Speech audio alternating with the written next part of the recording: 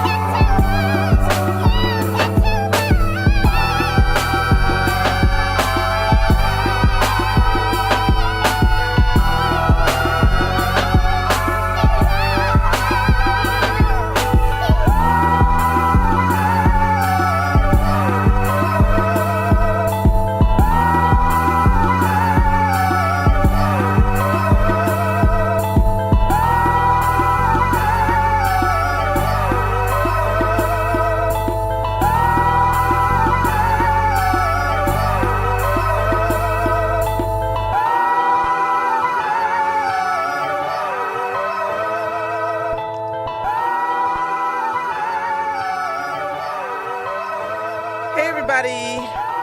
It's the, oh no. Oh my God, I think,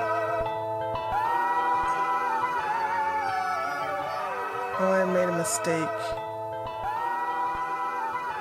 This is not the 17th show. Sorry guys, I made a mistake. This is the 18th. This is number 18. Let me go ahead and change that now. This is show 18. Okay. This is the show 18. Okay, there we go. I fixed it. It's the 18th show. Tomorrow we will have another Morning Truth with Tree. I couldn't do it today. So there's that. So, we have going to have special guests with the Taters. Will be engaged few. So listen, guys, I need to, because I don't understand. The bell curve is a really, really big lie. That book is a book of lies, or it's outdated. I'm going to have a call-in show. If you would like to be in the call-in show, as a matter of fact, I'm probably engaged few, and Laura, Unique Laura, probably be the only two guests I would probably bring on independently. But if you would like to if you like to call in, like today would be a good call-in show, because I really want to understand your mindset. I really want to understand. In order to help people, you have to understand what they think, how they think, and where they are. And I have lots of people who are members of my membership channel, particularly white, who can express anonymously. You just have to, you don't have to do a webcam. All right. Webcam is when I challenge somebody makes a statement in my chat and they say something stupid. And then I go, okay, hey, can you defend yourself? And they're like, I'll defend myself. I'll come on. And then when I ask them to come on online, they don't do it. Uh-oh. Does anybody have to go pee?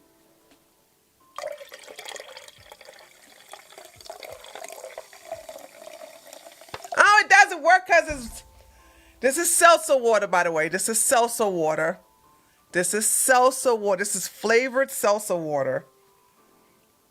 It's the mango kind. I'm going to make my famous tree soda. So tree soda, hold on, let me see if I can get it without the fizz.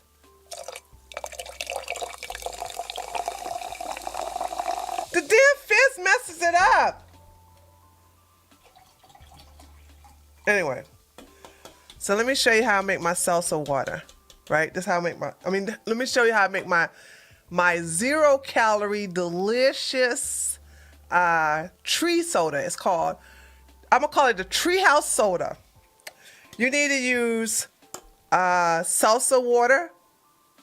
It can be flavored with your favorite fruit. I love mangoes and strawberries. So mangoes is the one I'm using. I'm using this one. So I use this, right? Salsa water. And then I get a package of True Lemon. A package of True Lemon. This is the Wild Berry Lemonade flavor. True Berry. 0 calories in this too. No sugar anyway. And by the way, there's no sugar. There's no sugar in any of this. I'm going to show you how I sweeten it. So you pull the whole content in there. And then you stir it up. Like this. It's gonna bubble. It got bubbling.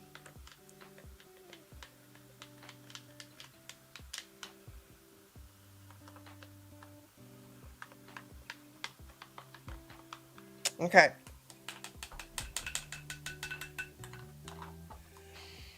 Then this is a cheat, but I like it. I like the way this tastes. This is my pre-workout. I love the taste of this. You can sweeten it with your pre-workout, which is zero sugar, 0 calories, or you can sweeten it with stevia. And I feel like I've been using, this is my 3rd bottle of the stevia, so I'm going to use my pre-workout. And I don't even use that much. I use this is the scoop. And I just use that much. I use, let me see if I can show it to you guys. Hold on a second. I use that much. See? And then pour it in there.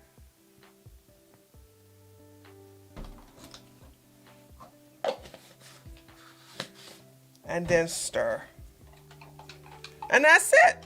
Now, if I don't use this, if I don't use my pre-workout, I'll use the stevia. Okay, I use that.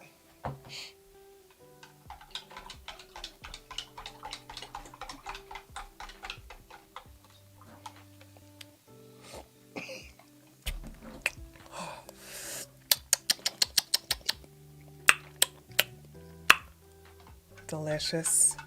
Absolutely delicious. All right.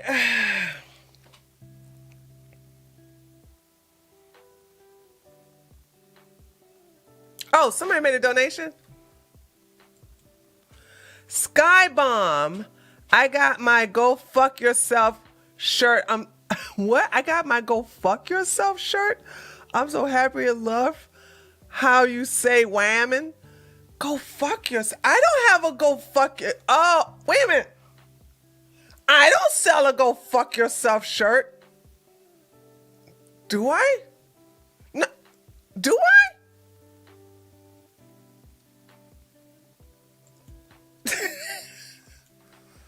Do I sell a go fuck yourself shirt?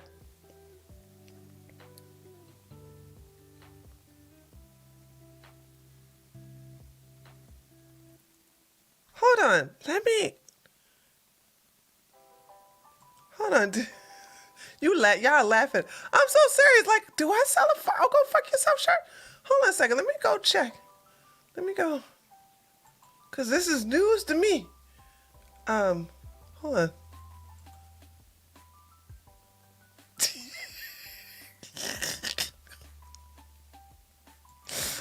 a second. Let me go look at my merch.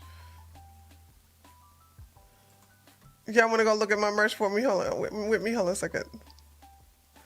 Hold on. Let's look at my merch. Hold on a second. I couldn't. Do I sell it? I go fuck yourself. Ow!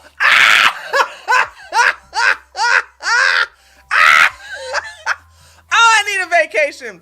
I need a vacation. Woo! Woo! I'm sorry. See, guys, hold on. I need to go. I need a vacation. I need a vacation. Holy shit.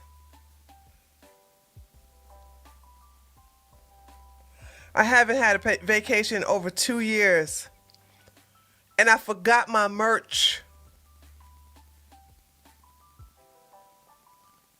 I feel so ashamed. I feel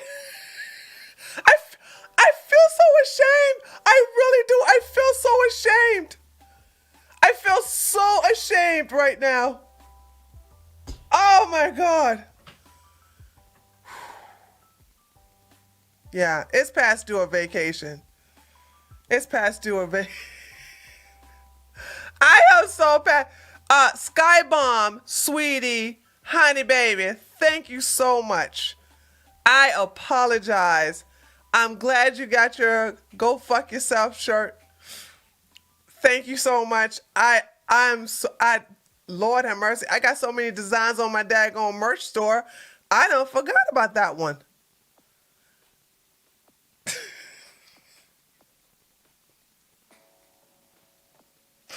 Holy shit. Holy shit. Holy shit. Holy shit. Bubba TT boy, thank you so much for the $5 super chat, Bubba TT boy. Holy smokes. Chat, oh my God, chat, I done forgot my daggone merch. I forgot my merch. This is why I need a vacation. Over 2 years, 2.5 years. I haven't had one in 2.5 years. Maybe even longer than that. Wow. Thank you. Thank you so much. Wow. Wow. Oh, wow.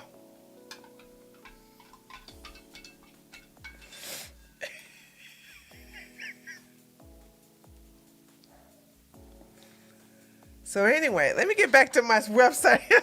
let me get back to okay. Let me get back to my the talking about the website. Okay. How embarrassing. How Like, embarrassing. oh my God, somebody just bought a t-shirt. Thank you so much. So oh shit, who did that? I'm sorry. Whoever brought that t-shirt, thank you so much to provide a t-shirt. As you guys can see, I brought a new shirt today. Well, if you guys notice, this is the reason why tall women put their, I'm just going to show you guys. Can you guys see this? See how this is the life of a tall woman.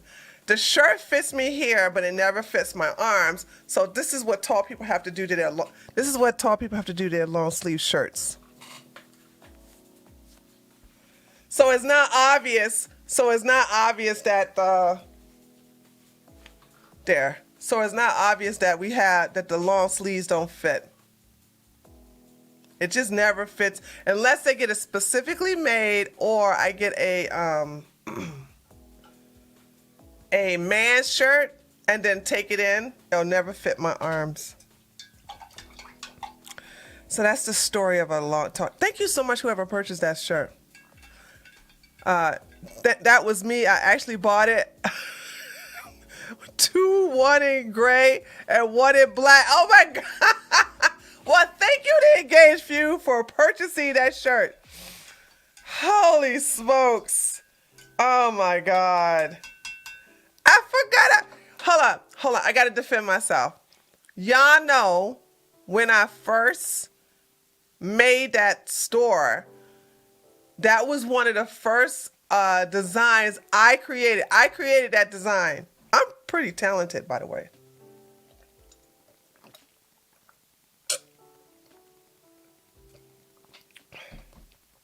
Oh, it's so delicious.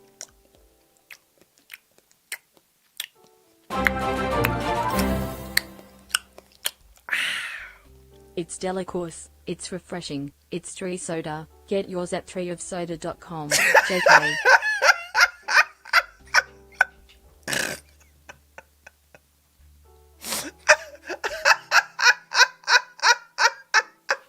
That was so perfectly timed. Okay, hold on. See, I see tall people say, yeah, they got to do this too. See, this is what I'm saying. I see tall people in the chat telling me something. They got to do this to their shirts too. Yeah, because if we let it out, it will be right here, as you can see right here on me. So there's that. So this is a woman's shirt, as you can tell, and it never goes down to my arms. So there's that. Okay, one last time, and then we'll bring on the Engaged Few, and then we'll look at the stories, because I want to talk to you guys today. But once again, those of you who are members of my website, I'm going to, every now and then, I'm not going to do it every Wednesday, but every now and then, I'm going to have a call-in show. I hate call-in shows. Please don't make me regret this. But if you are a member of my site, you will have the opportunity to call in. But it's not a real phone. It's the Discord. That's the only place you can actually get in. All right? Now, here's what you got to do. Do not contact me on Discord. My Discord is a hot-ass mess. It really is. It is a hot-ass mess right now. I have a gazillion DMs that I have not opened in 2 weeks. I have people adding me in several servers that I don't even go to. When I see, and I think a lot of you all do this, when you see a lot of shit waiting for you, you tend to ignore it. I know I do.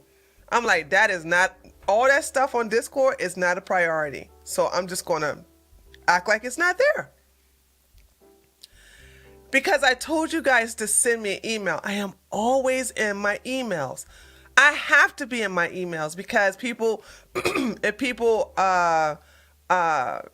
want to sign up, I got to send them their username if they are not getting the emails. Some people have problems logging in. Especially if they've never done a membership site before.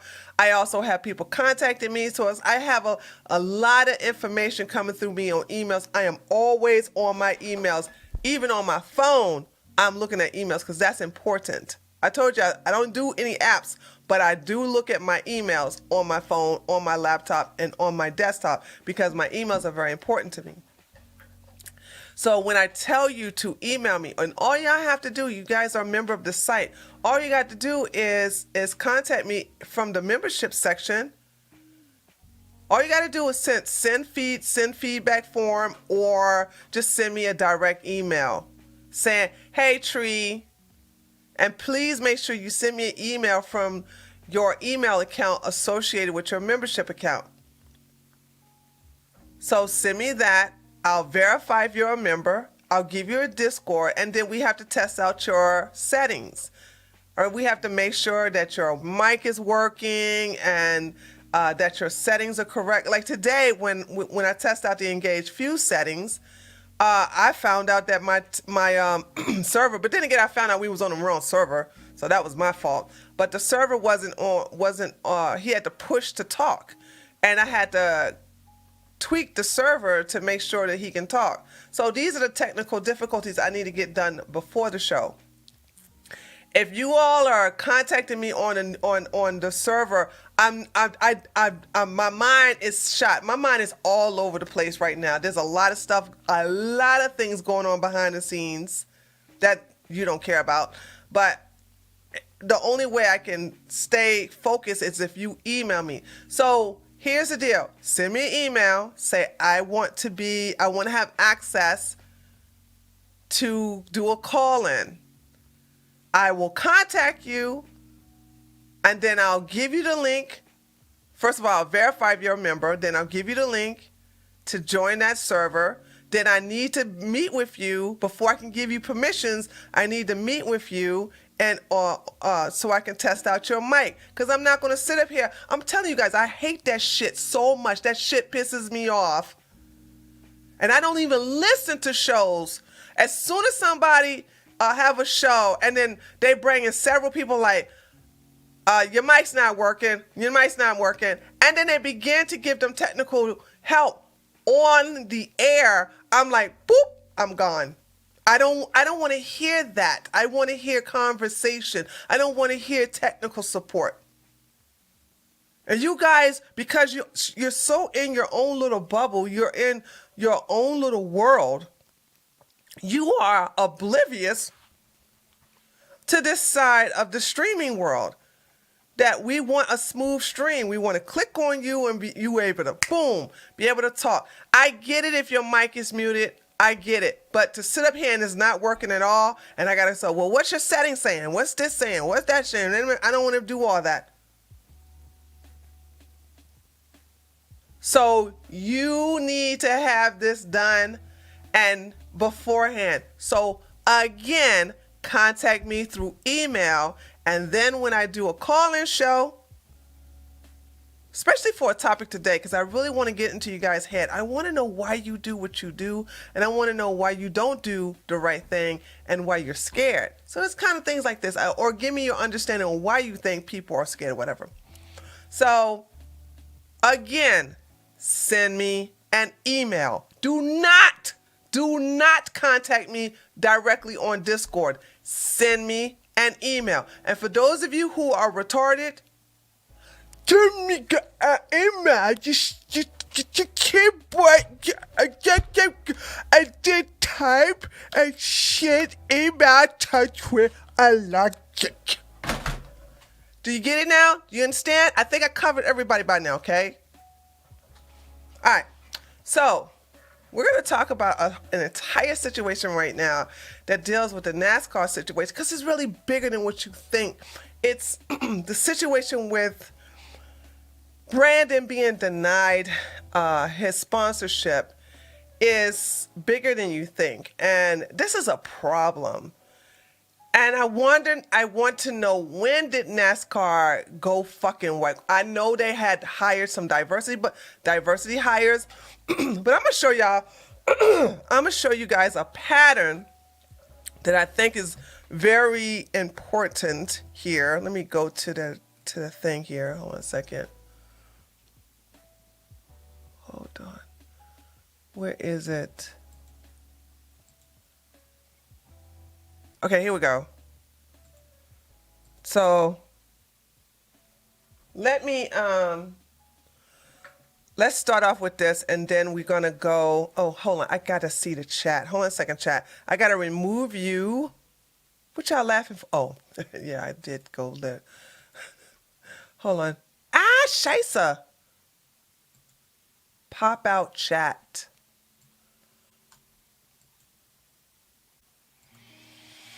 Okay, hold on. Let's see. Control C. Okay, what we're gonna do. Hold on, I gotta bring you over here into this monitor here because I want to be able to see you guys when I'm going over this story.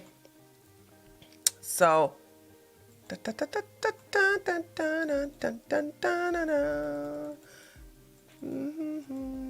okay. And there you go. There go my babies.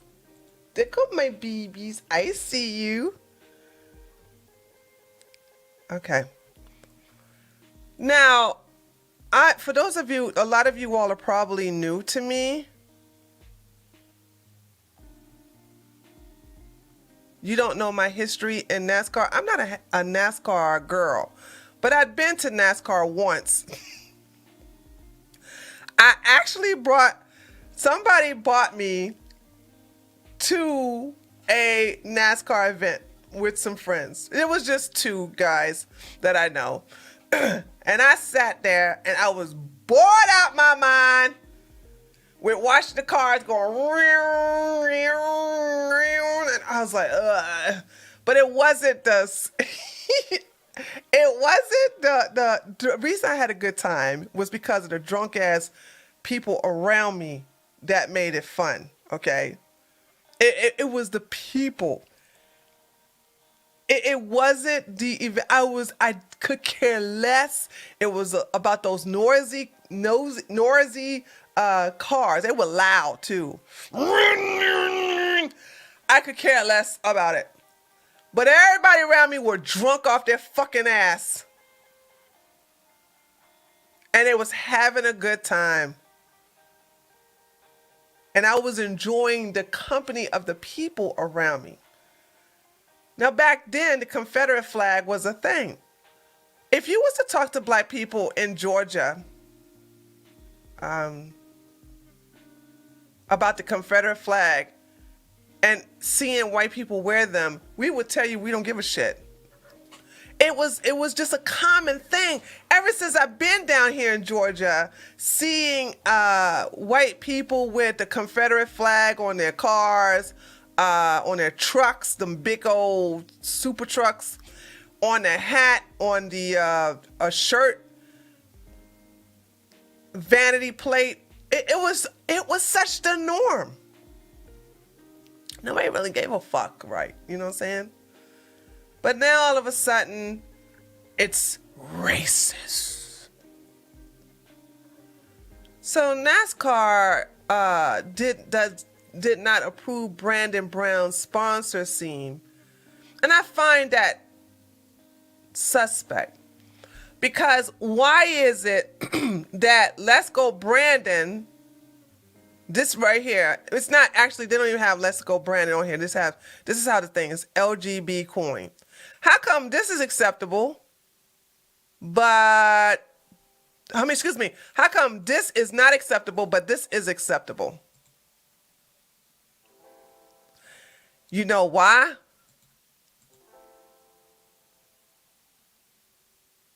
White guilt. And you fuckers were not making a big deal about this. How come? Now I get it. This is why I wanted to talk to you guys. This is the reason why I wanted to talk to you guys. Because I wanted to know why y'all didn't make a big stink out of this. And I'm going to defend you. When this fucking piece of shit, Bubba Wallace, Black Lives Matter themed car came on the NASCAR track, I will defend you white people and say, well, you didn't see no problem with it because it's independent. It's a political statement. It's very political. But you understand, this is against white people. Black Lives Matter is nothing dealing with the embracement of everybody here in America. So I think you didn't see no big reason why this was here. So why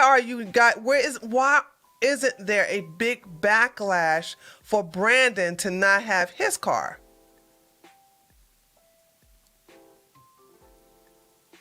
Why can't... So what's going to happen is, this is what has happened. NASCAR does not approve his thing because they say they don't want to get into politics. Nigga, what? What?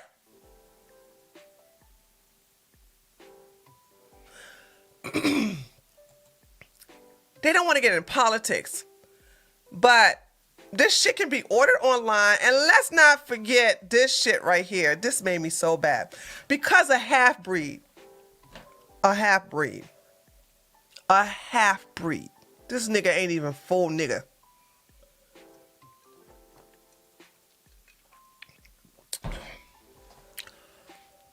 He decides all of a sudden, all this years of it's the Confederate flag is part of the culture. I'll fucking defend it against anybody. I'll defend that shit. The Confederate flag is part of the culture in NASCAR. Who would have ever thought that NASCAR and whoever ever thought they would go to a NASCAR event and not see a Confederate flag? I never thought we would get to the day that we would get to this point that we can't get to a part where we don't see a Confederate flag. But because a half-breed don't want no Confederate flag at NASCAR, what, looky.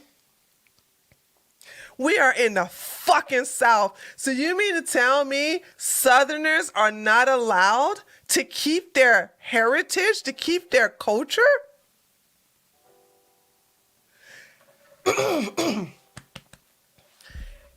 You let them do this because your people are doing it to you. Remember, I'm just following me. Come on, follow me, children. Follow me down the rabbit hole of how white people cuck themselves. So, because you can't sit up here and say jewelry owns a NASCAR event. The jewelry don't own no goddamn NASCAR event. So let's go down a yellow brick road, shall we? Because let's not forget that the NBA, which is owned by white folks,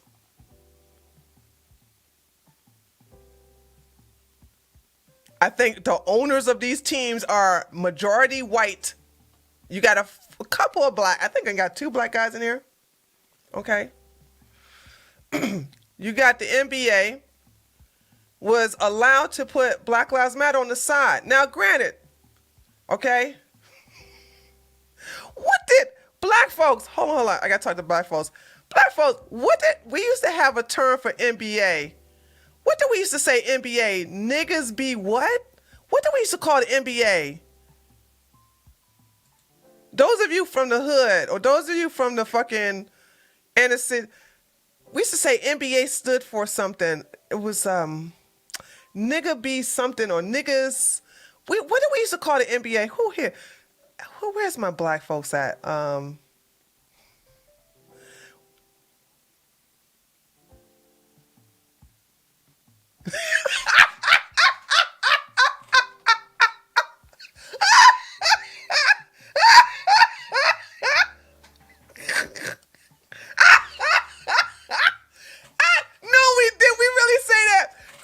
Chris Lee said NBA stands for niggas be ashy.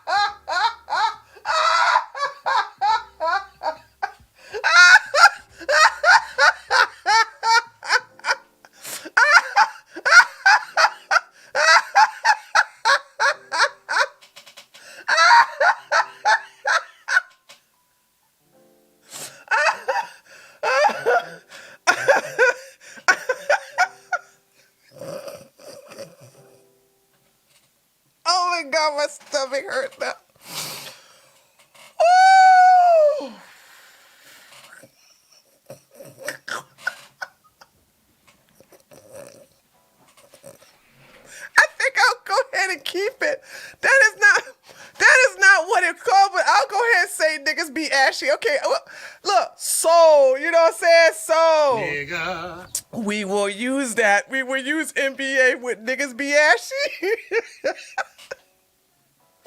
That's not what I'm looking for, though. That's not. That's not. Okay. Anyway, let me stop. Right.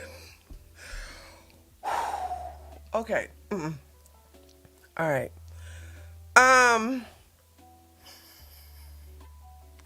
So anyway, so as you can see, the NBA. Okay, there you go. That's it, Danny. Niggas be arrested. Yeah, that's what it is. Nick, that's what it is. Niggas be arrested. That's what the NBA. There we go. I knew it was something. I was like, NBA stands for it. That in the black community, black people always will say NBA stands for niggas be arrested. Yeah, so that's what it is. So, but I think we're gonna use niggas be ashy. I like that. I like that.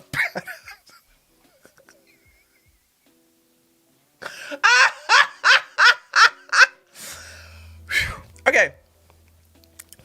So, so you can see, there was no boycott, really. White people did not collectively boycott the NBA for doing such a political statement.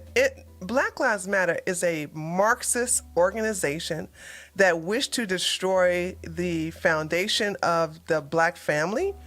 They are anti-white, and they wish to destroy the Constitution and everything that makes America great. So therefore, there's that. All right. So here it is. We had that, and then of course, let's not forget where ESPN created a documentary and released it on the day of Bubba Wallace hoax, still virtue signaling of how not racist they are.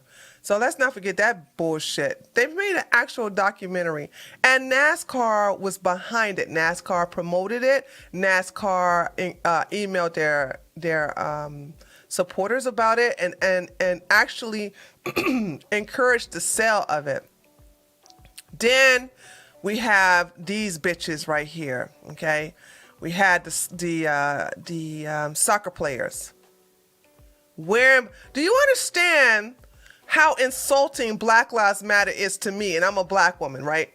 Do you understand that this is a racist, Marxist, anti-American organization?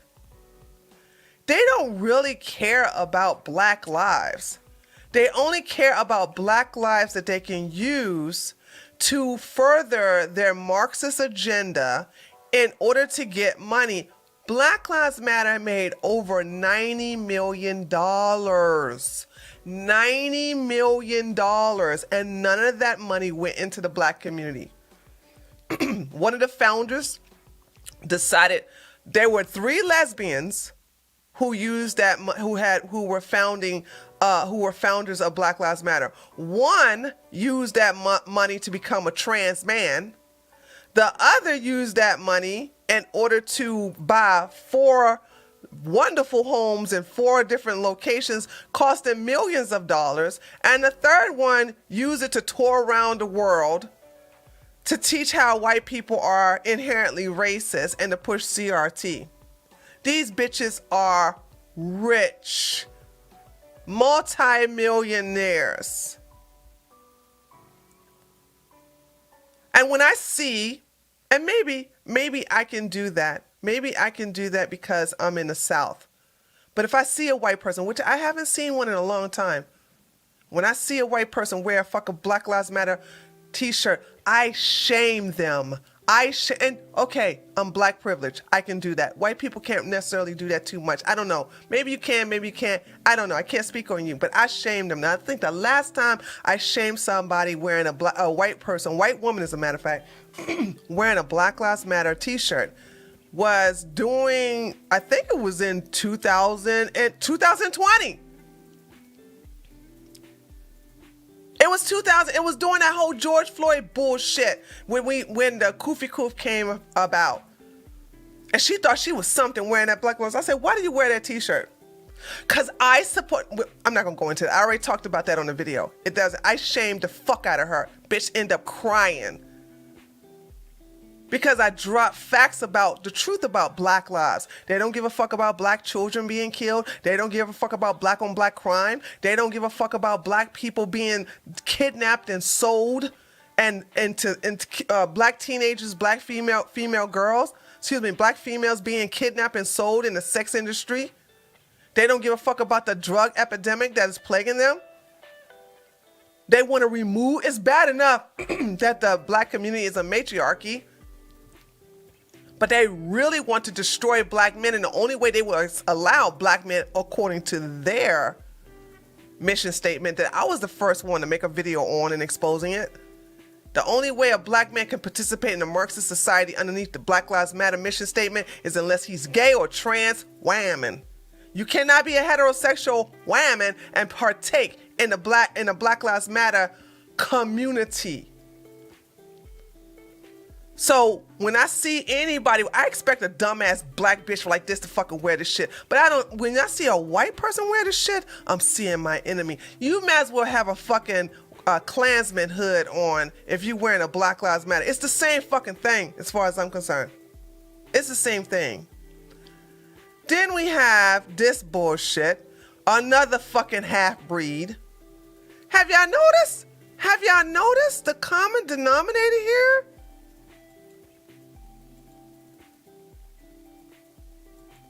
Hold on.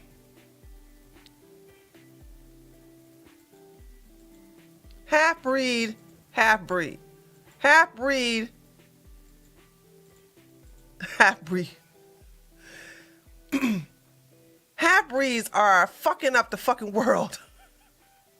But anyway, you got another half-breed, a sorry-ass quarterback who was a second string.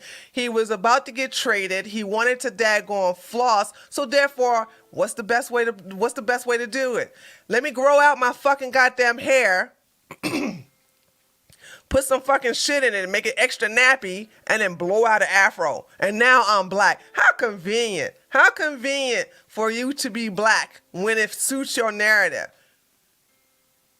And we understand being black is a multi-million-dollar business. Ask Sean King. Sean King is rich because of that shit. You still got dumbass black people falling in dumbass motherfucker to this day. But you had this, you had the NFL do the kneeling shit. And then, who's this? Come on, chat. Who's this? Come on. Who's this old white man? He's not a jewelry, because I'm tired of you guys blaming the jewelry.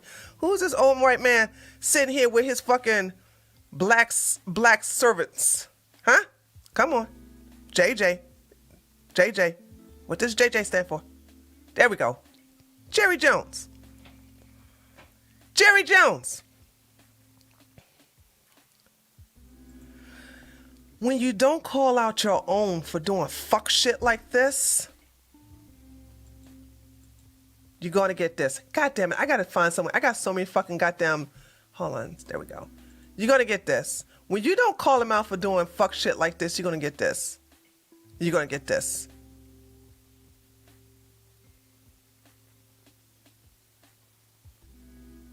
Why was this white man on his goddamn knees? And I told you, I was the first.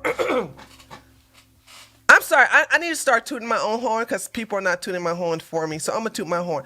I was the first person to come out and say, let them get on their knees. Let these people get on their knees. Because as a retired domina, the best position for a submissive is on his knees. Let them bow to our country during the national anthem, because that is what a subservient slave is supposed to do. You're supposed to be on your knees when you are humbling yourself, when you are submissive, when you are prostrating yourself. On your knees, slave. I don't have a problem. I never had a problem with that. I was the first one there's videos going way back when this first started. I said, no, let them get on their knees because slaves need to bow down. You need to put your head underneath me. True story. True story. I was in New York on my rare times in New York, many years. And I don't know if the guy knew who I was or whatever. This was in 2004. And I remember looking at the menu. And you know, sometimes you have to look up because everybody has to look up to your waiter because your waiter is standing and you are sitting. But as soon as my waiter came to my table, he immediately got on his knees and was ready to take my order. And I didn't notice until I looked to the side and I was like, because at first I was like, and I looked down and he was all happy. Shall we start off with a nice bottle of recommended wine, blah, blah, blah. And I didn't even ask him why he was on his knees. I knew why he was on his knees. He was my servant in more ways than one. I heavily tipped him too because he gave me excellent service. All right? So this is the reason why I don't have a problem with these fucking people on their knees, especially these Negroes. Let these Negroes get on their knees. Yes, they are familiar. That's a familiar position for them. Down there, beneath me. I will always stand above you. You are beneath me. Get on your knees. So then, I don't know. I've been saying this for several years. I guess it began to catch on. And LeBron James, bitch nigga, all of a sudden says, you know, we need to stop getting on our knees because that's showing we are subservient.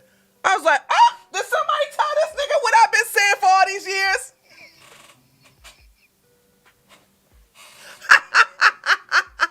Uh-oh. So now they don't want to bow no more because I don't know. Somebody must have heard what I've been saying. I've been saying this shit for fucking 4 or more years. I was like, nope, let them get on their knees. I like when my bitches are on their knees.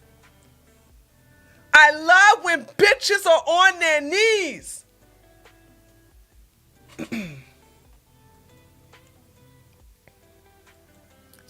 Then the NFL allowed names like this ugly man like here, George Fentanyl Floyd, to be displayed on their helmets.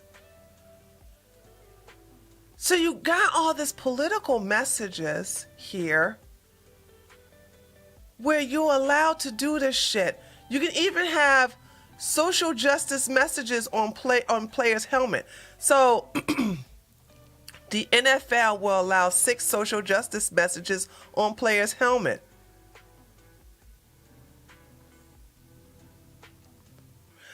So why is it acceptable for the NBA, the NFL to do this, the soccer league, the Olympic soccer league, also the Olympic track and field events to do this?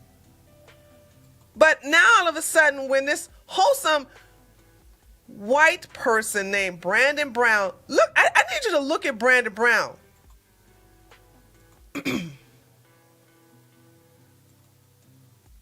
Oh, Lord, mercy. Wrong Brandon Brown. Look at him. Do y'all see the similarity between him and Kyle Rittenhouse? Talk to me, chat. I find him to be very handsome, as a matter of fact. Do you not see the difference between him and Kyle Rittenhouse? Do y'all see that wholesome American pie, good white boy look? They're not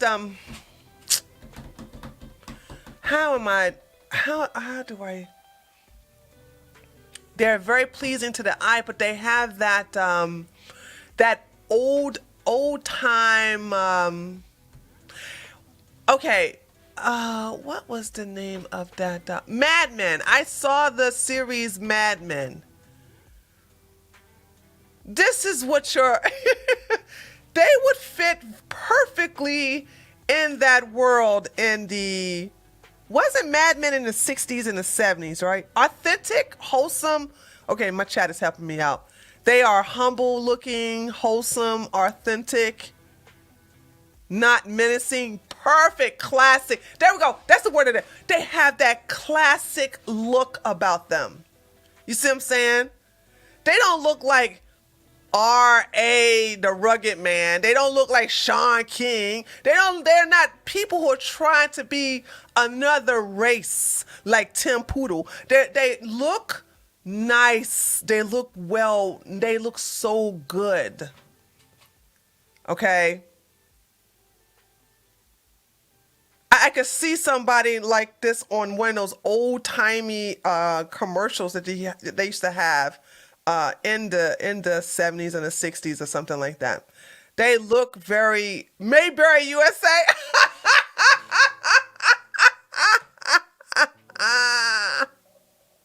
Yeah. Let me tell you something.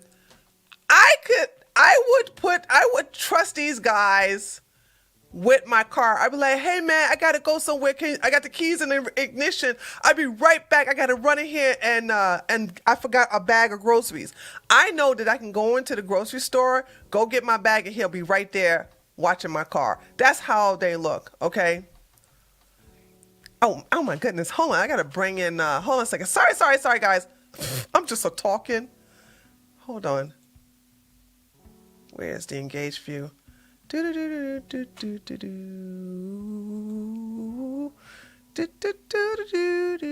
we go. Okay, the engaged view, you there?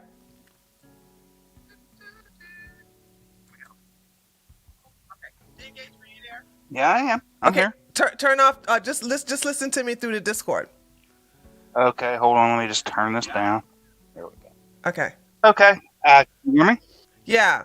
So, Okay. so I'm so sorry. I got caught up into the whole thing. So, what is your opinion on what's been going on in reference to like? Okay, so this is what I wanted to say. In reference to NASCAR not doing anything, this is an opportunity for you all. For when I say you all, I'm just saying white to be in general. I know some white people say, well, we can't say anything because we're going to be racist and blah, blah, blah, this, that, and the other. But where happened to just doing the whole boycotting thing? Because I thought that they would boycott the removal of the Confederate flag. But I think maybe white guilt is so ingrained into people now. I was really shocked that the South would remove the Confederate flag. And this is coming from me. I'm thinking like, what could they do that could basically make NASCAR pay for this decision? I mean, now all of a sudden they don't want to get involved in politics, yet still all they've been doing for the last, 3 years is dealing with politics. Yeah, I've been. It bugs the hell out of me too. That's why I don't watch sports. I don't really watch much television anymore. But I just get tired of seeing a lot of it. I mean, it has been going on for a long time, and the fact that the thing with the flags though, remember that's been going the state flags in Oh, the South. you're They wanted right. that. Yeah, but That's been going on for years. They ignored it. You're right. That's been going on for years. They ignored it. The whole thing with, you know what? This is why I like having somebody on the other side. They can remind me stuff. Right. They've been putting pressure on them removing the Confederate flag, but it's the people in the North. NASCAR been ignoring it for so many years. And the same thing with the Washington Redskins, when they tell us get rid of the Indian, that's racist. All of a sudden now they broke down and they submitted. And the worst thing you can do is surrender to one demand of your enemies. They will never stop. So they now that they got them to, once they took down the Confederate flag, thank you for reminding me that. Now I just realized, I see what's going on. Once they decided to take down the Confederate flag, now those Marxists realize that NASCAR is now their bitch. So now we can sit up here and pretend that the garage pulley is a noose. We're gonna make a half breed a fucking goddamn victim of racism. We're gonna now do a documentary about how not racist we are. Blah blah blah. And then we're gonna deny Brandon Brown his sponsorship because LGB Coin is affiliated with Let's Go Brandon, which is telling our resident in chief, Mr. Poopy Pants, that fuck Joe Brandon. That's considered racist or what? They can't even say that's considered racist because black folks got rap music about it. So no, they can't. They're not saying Let's Go Brandon is racist. They're just saying that it's too politically dividing. And yet still, Black Lives Matter is uniting us. Go figure, right? I think a lot of it with NASCAR has to do with the fact that they're just so they know they've got all the white people that they're likely to get to watch them drive around in a fucking circle because they can sit there and get drunk. Now they want to go find some more. All they do is now they want to go find some black folks. But the fact is, they're not going to find that many black folks that want to get drunk and watch people drive around in a fucking circle. I went there, and this is when I never liked beer, so they gave me a wine cooler. So, and of course, I always said is when white people get drunk, they love to hug on you, kiss on you, and just start telling you their business and everything like that. I was highly entertained, but it was not worth me sitting there all those hours, with the whole fucking thing going around and around and around and around. There was more fun in the parking lot. There was more fun in the stands with everybody being drunk off their ass. Cause I'm telling you, I had fun from the crowd, not the NASCAR event itself. I'll tell you a little secret. Most of the people that bought tickets to come to that race were hoping to see a crash. Really? You might as well know that now. Oh yeah. Come on, white folks out in the fucking chat, tell her the truth. Come on, fess up. If you watch NASCAR on TV, you're watching in hopes of seeing a crash. Admit it. Just come on, fess up. Fess up. You know it's true. You fucking know it's true. Yeah, look at it. No, they say yup. No crash happened that day. A crash didn't happen that. Yeah, everybody saying you're fucking truths, facts on facts. Yep. Might as well admit it. Just admit it. We're morbid. It's a morbid thing, But yeah, I guess it's otherwise. I guess that's the reason why I never been to a hockey game, but if I did go to a hockey game, I want to see them fight. You know what I'm saying? I want to see them fight. I don't want to. I don't care. Blood on the ice. Yeah. You want blood on the ice. Yeah. You want guys to throw off their gloves. And yeah. just I want to see them fight. I don't want to go and watch nothing else. I've never been a person to just sit there and watch games. However, I will say, all my life, I've even when I was a little girl, I was fascinated with the strongman competitions that they had over there in Europe. I don't know if they had them here in America, but they would show these big men. They were always white. It's these huge men doing these unbelievable lifts. Those are the only things that you get me go watch and go, wow. And that's the only thing. And then of course I like to watch bodybuilding shows. But other than that, to watch other games was never my thing. So I guess I'm just a different breed on that one. But yeah, I it has to be something that's going to make me go, yeah. But hockey fights, I love watching the hockey fights compilation on YouTube. But yeah, NASCAR wasn't my thing. But okay, but getting back to what you're saying, they got all the white people they're going to get. This should be an opportunity to even put their back against the wall to where they got to stop cucking, because I think that the white conservatives or even the white centrists should now say, you know what, I'm done, no more. Stop patronizing them. Stop buying their merch. Stop going to the events at the Gateway. We got a runway not too far from where I live, over here in Georgia, to where they have, and they just need to stop participating in them. Yeah. Well, I mean, like I was saying before, remember, starting in the '90s is when they started this whole movement to get the Confederate flag off state flags and state houses. People have been fighting this damn culture war over this flag for 30 years nonstop.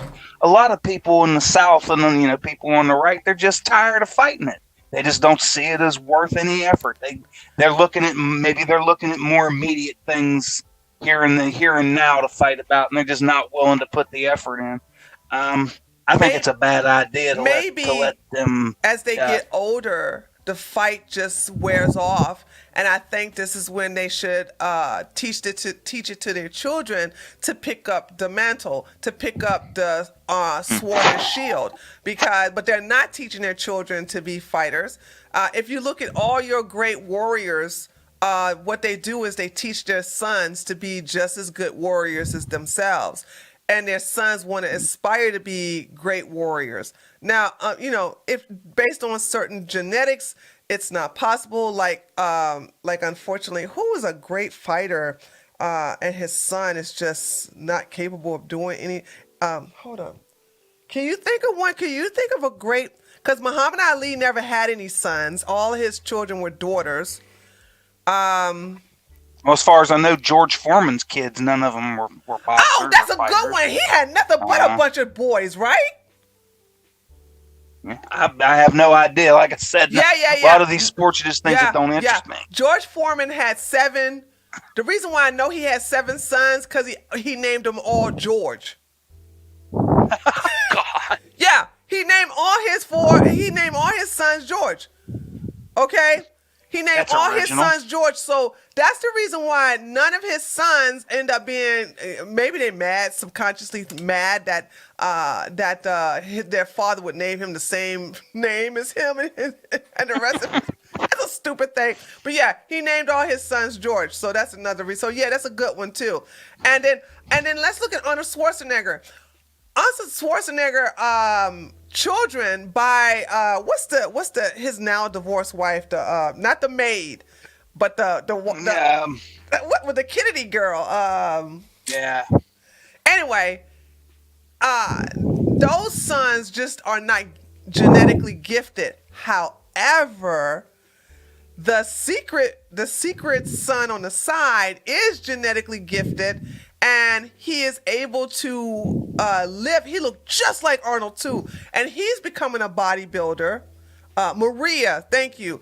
The sons that Arnold had with Maria, they're just not genetically gifted. But the one son, because they have that Kennedy blood in them. They got that weak Kennedy blood in them. True. But that one son by that maid, hold on, let me see if I can find a picture of them. That boy got some I guess Arnold really, I know some people don't love one son more than the other, or maybe they do. Arnold, let me see.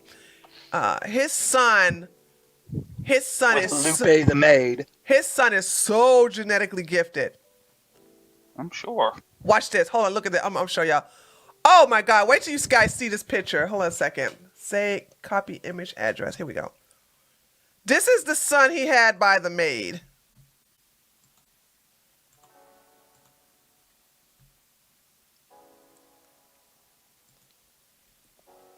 Oh, good Lord.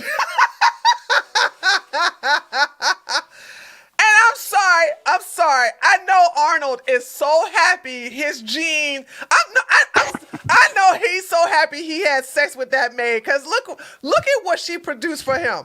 Okay, none of his sons can. I do believe I got the vapors. Oh Lord. Okay, This is I his need a mint son. julep and a fainting couch. I do declare. So this was saying. I love that fainting couch. This is the thing. This is what I'm talking about. It's like men all the time talk about passing on their genetics, but if you are with a woman who has dominant, I guess that doesn't make a sense, dominant weak genetics, but I guess if you mate with a woman who will fuck up your genes, then you're not gonna get somebody like this. He had that. I think that woman was Mexican, right? Was she Mexican or Hispanic? Or I do believe. I do believe the maid was Hispanic. I do believe the maid Well, was. you know, he Huh? may have had Mexicans. He's rich enough; he can afford No, Mexicans. the woman, Remember? the mother of his. Yeah. Yeah. I think she's white. Hold on, the chatter let us know. I do believe she's white Hispanic. So he made it with her to produce this good. This son has his genes. Okay. He definitely got him. Yeah, he Good got Lord. the genetics. So now Arnold is satisfied because now he has a son that has his genetics, and therefore, provided that his son hooks up with a woman with good genes, they'll continue on the genetic hair. Okay, everybody's saying yes, she was a white Hispanic. Okay, so because she was a white Hispanic, he was able, because her genes was good, he was able to produce this son with excellent genetics, absolutely good genetics. So this is what I'm talking about. I think so. Let me bring that back down to to the relevant part. So I'm gonna take the eye candy away, y'all. Sorry about that. Damn. Aw. So I think as when you have been fighting as a young person and you get into middle age, and then when you get up into your elder years, okay, then you get tired. And that is when you're supposed to pass on the mantle. You're supposed to pass on your war to your children. So the white people that were sticking by NASCAR and the Confederate flag are now have to be, because they're boomers, so they have to be older now, and now they did not pass on that same fight to their sons. What do you think about that? I think it's a very distinct. It's probably true. I mean, at the very least, it's a distinct possibility because it after 30 years of continuously having this endless culture war, it just gets a little bit. I mean, I'll admit it. I get a little bit fatigued with it at times. Me too. And once Me in a while, I too. look at it and go, you know what? Although I love to fight, I too just get tired and go, ugh. Yeah, I mean, I'll just look at it and go, you know what? I think I'll let God handle this one because if I handle this, I'm going to jail. So, you know, I'm 50 years old and I'm in a home surrounded by firearms and ammunition that's all right here at my hands. All right, So, that's what I'm talking you know, about. So if you look at the left, which is why I'm one of those people. Yeah. No. So if you look at the left, right, look at how they make sure they indoctrinate their children to Oh yeah. to think And about yours. oh yeah, they indoctrinate our children too, right? So they make sure they indoctrinate Oh, yeah. their children to say, you know what I'm saying, you have to look out for the blacks because they're incapable of looking out for themselves. So we have to basically look out for them and fight for them and call other white people racist for them, and we might have made, and now we got to look out for the trans community and the gay community and the other LGBT community and people who identify as deers and dogs and cats, and we have to also look out for the oppressed, marginalized people who are trying to come into our country. They teach their children this shit, and they end up becoming SJWs, are talking about the patriarchy. They teach their children about fighting against fascists. They become Antifa.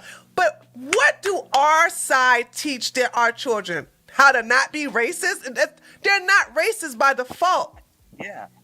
You know what I mean? Well, yeah, I do. But I think a lot of the parents of our side are losing any influence with their kids because their kids are just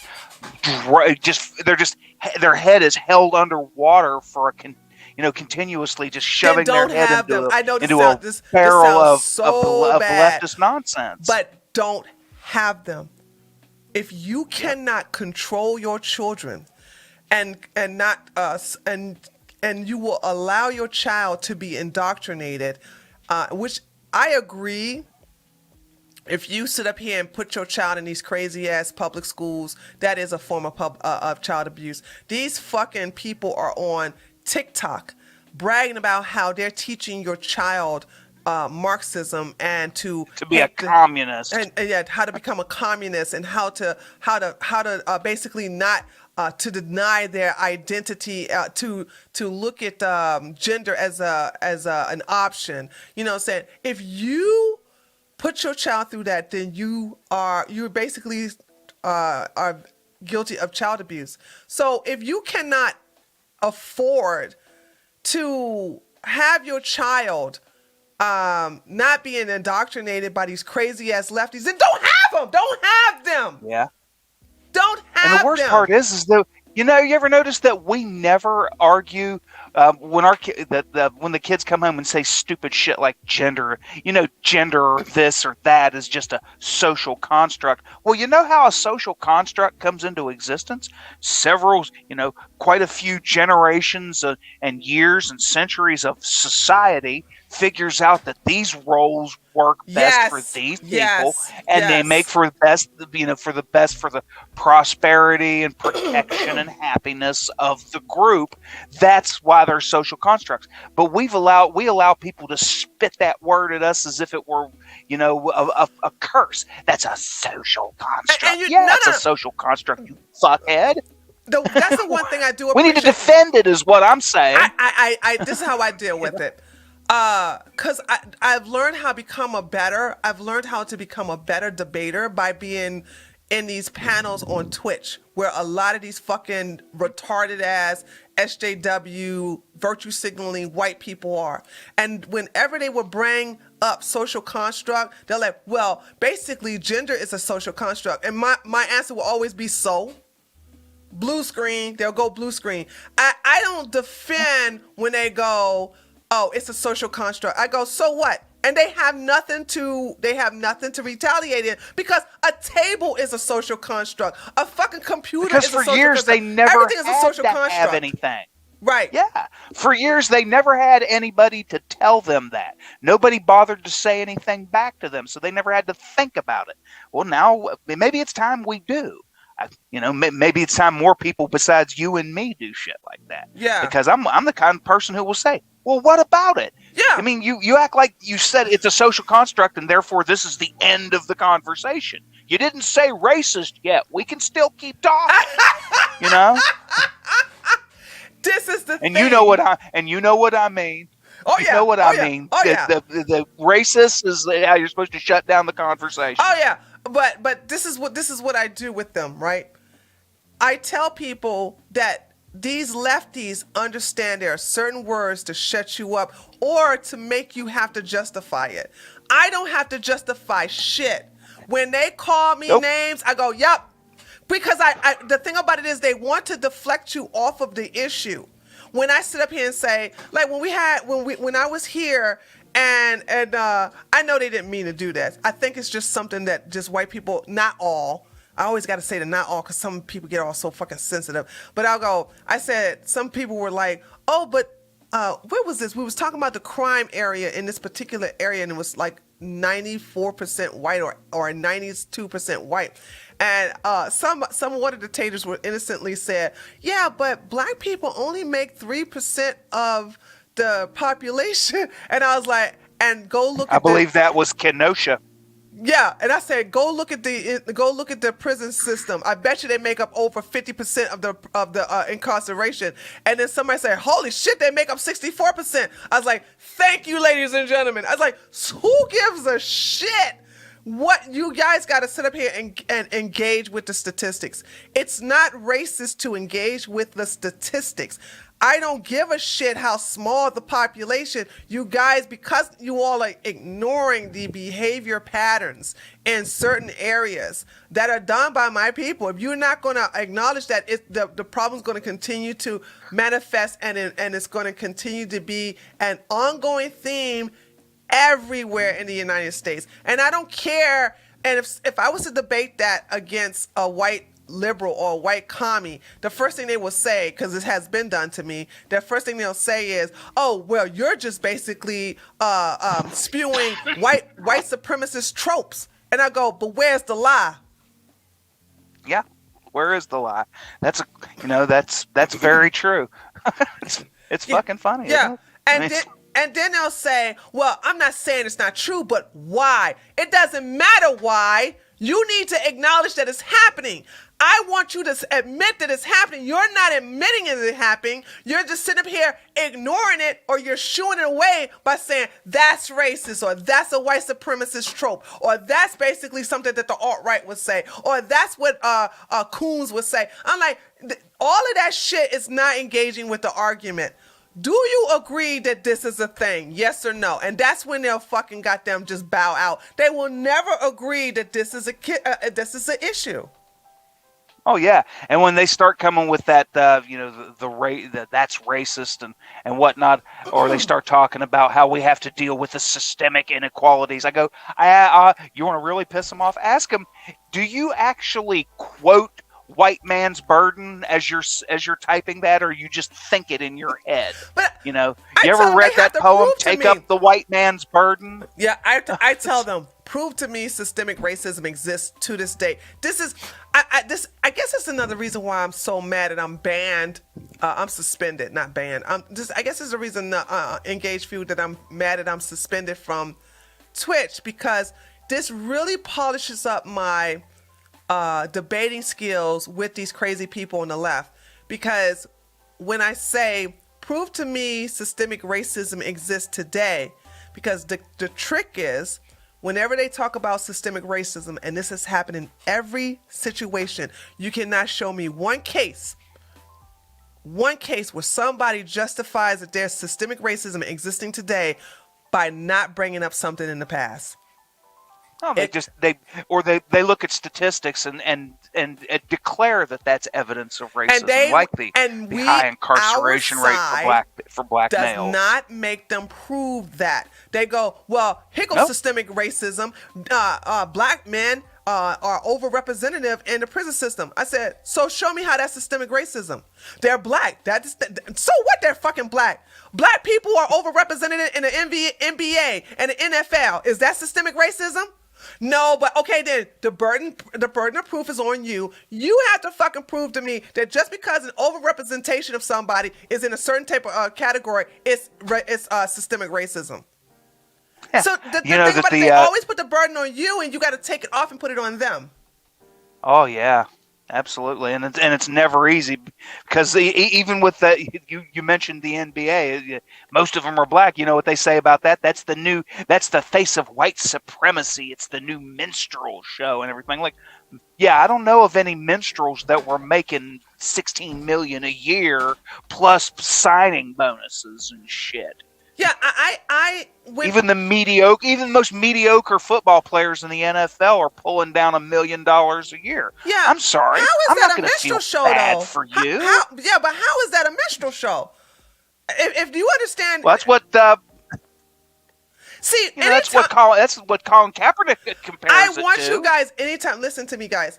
And I'm talking to the chat, not you, Engage View. Whenever somebody accuses something of being racist or a minstrel show, or this is basically oppression, they have to prove it. What the right does, because of the people on the right, us right wingers, we tend to argue in good faith. These people never argue on good faith. Never argue on good faith. I'm telling you again, they never argue in good faith.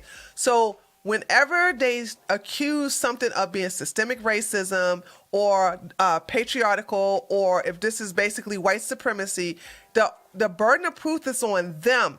If you always say that doesn't exist, what they're going to try to do is find something for you to justify. And if they call you names, then of course the argument is over with, because they're going to try to do that to shut you down or to shame you into silence. But you can say, this is why I say, call me whatever name you want, but you still have not debunked my argument. You still have not proven your statement. You haven't proven your accusations. You haven't proven anything you said. You said that the overrepresentation of black men in the prison system is systemic racism. I go, it's not. The burden of proof is on you. You've made the positive claim. It is the burden of proof is on whoever makes the positive claim. Yes.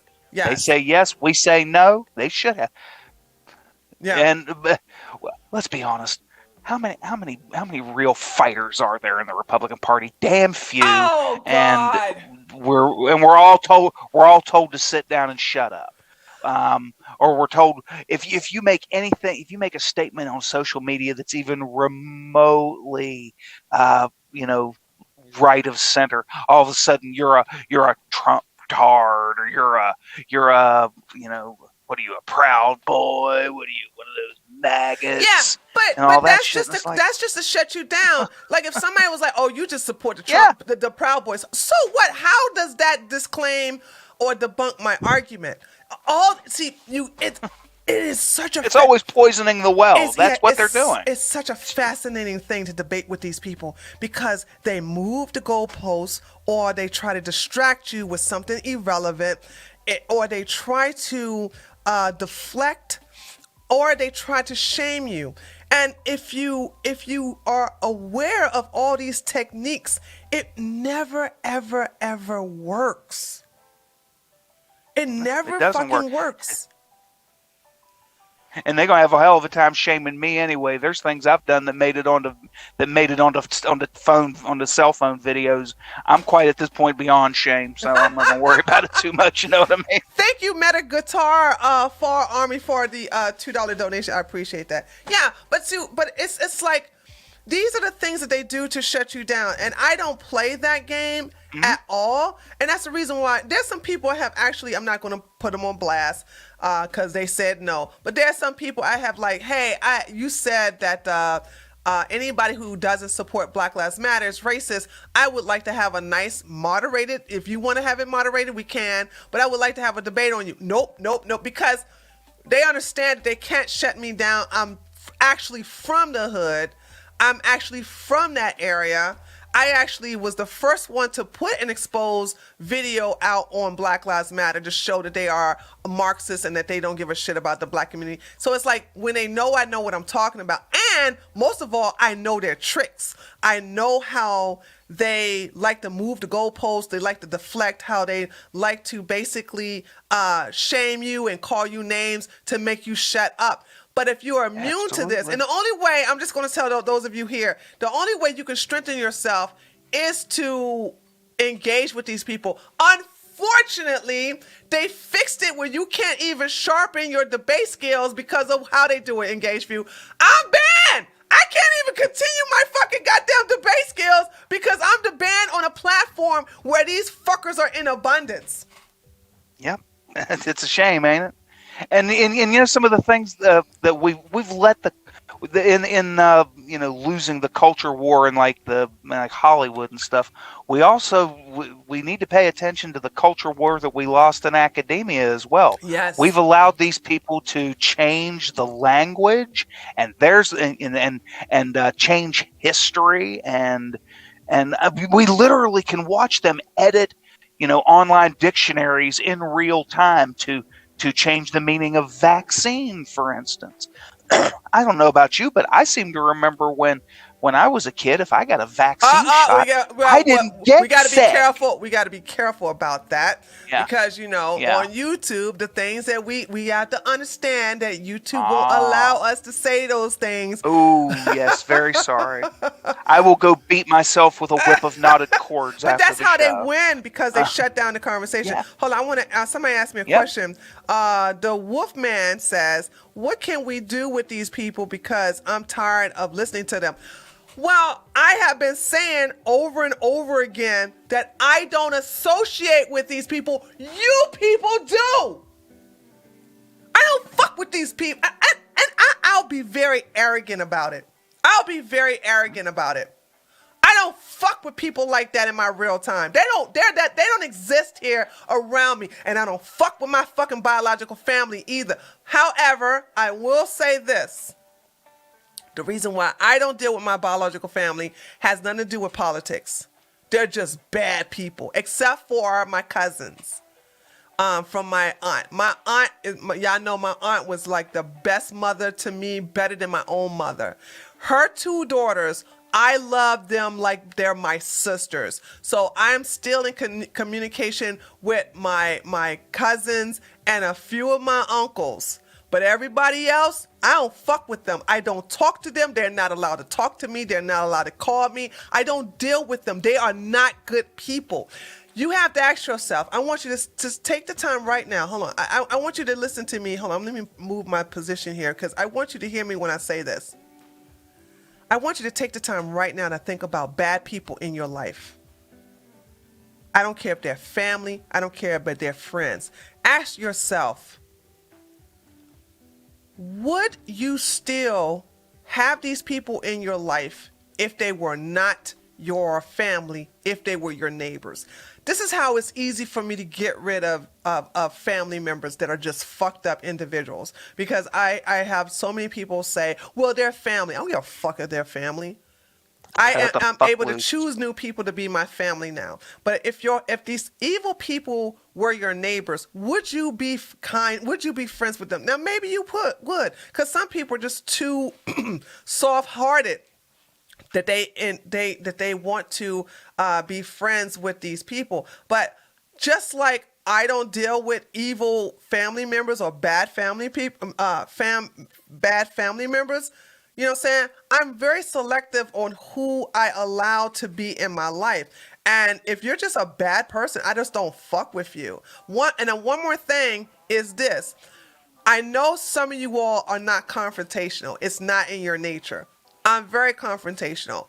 But just like I made that white woman cry who was wearing a Black Lives Matter t-shirt in 2020, I think it was during the month of June, I shamed that bitch. And she needed it. Maybe I got the privilege to do that and you don't. But I'm just telling you, there are small things you guys can do by just not associating with these people, not tolerating their bullshit. And when they do stupid shit like come out in public wearing a Black Lives Matter t-shirt, you should shame them. Absolutely. Absolutely. Go ahead. Engage you. I was just thinking. I didn't have anything to say. I was just thinking.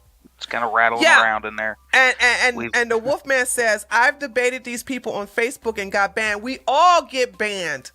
We can forget. Let's listen. And you notice they'll be the ones that'll tell you, I hope you die in a I hope you die in a fire. But they fixed this way. But if you that's why I said. Yep. That's why I said nobody's leaving Twitter. Nobody's leaving Twitter. Why? Because the leftists and the commies are not going to leave Twitter.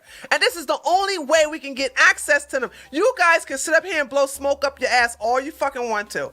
Okay? Suck each other's off. Gitter's going to be the next one. I don't give a fuck.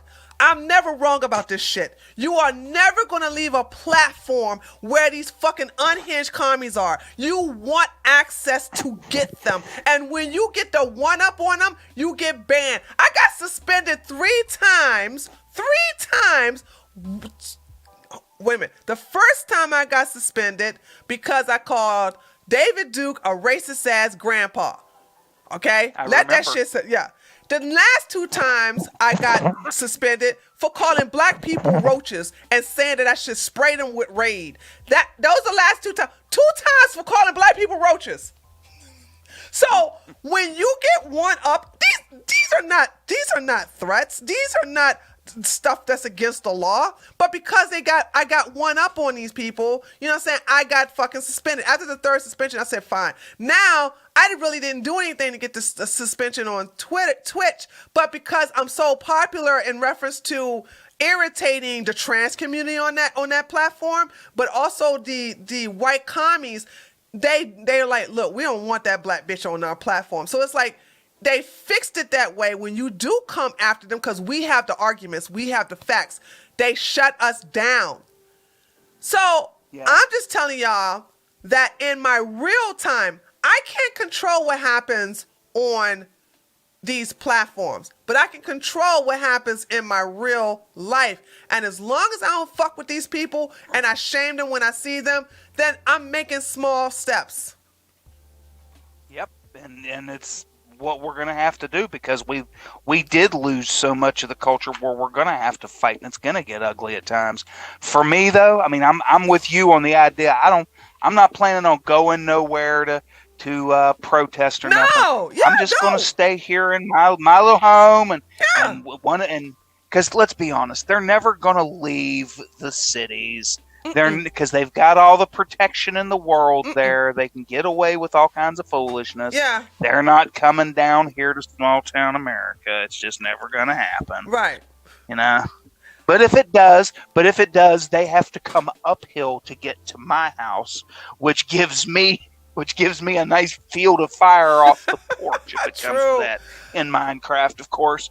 Well, Magic Mac, thank you. Because I've gotten into a rule. Magic Mac, thank you for the $5. I got a simple rule. Go ahead. Yeah. Sorry. Go ahead. Magic Yeah, Mac. I'm just saying I have a simple rule. Every time I hear one of these fools talk about something else or other being Trump's fault, I just go buy another 1,000 rounds of ammunition. Right. Magic Man, thank you for the $5. She says, I shame everybody. That's why my 7-year-old is my best friend. I hear that. Metal Guitar, stop with this shit with the AR, okay? Who the hell wants to go to the grocery store with an AR? Are you serious with this shit? Stop it. Okay. Some things are heavy.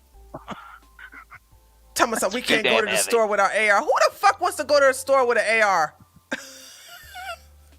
Yeah, I got a Ruger Blackhawk. I'm just waiting for my shoulder holster, under my right arm shoulder holster. Those of you who live in liberal cities, okay, I hate to do this to you, but that's your problem.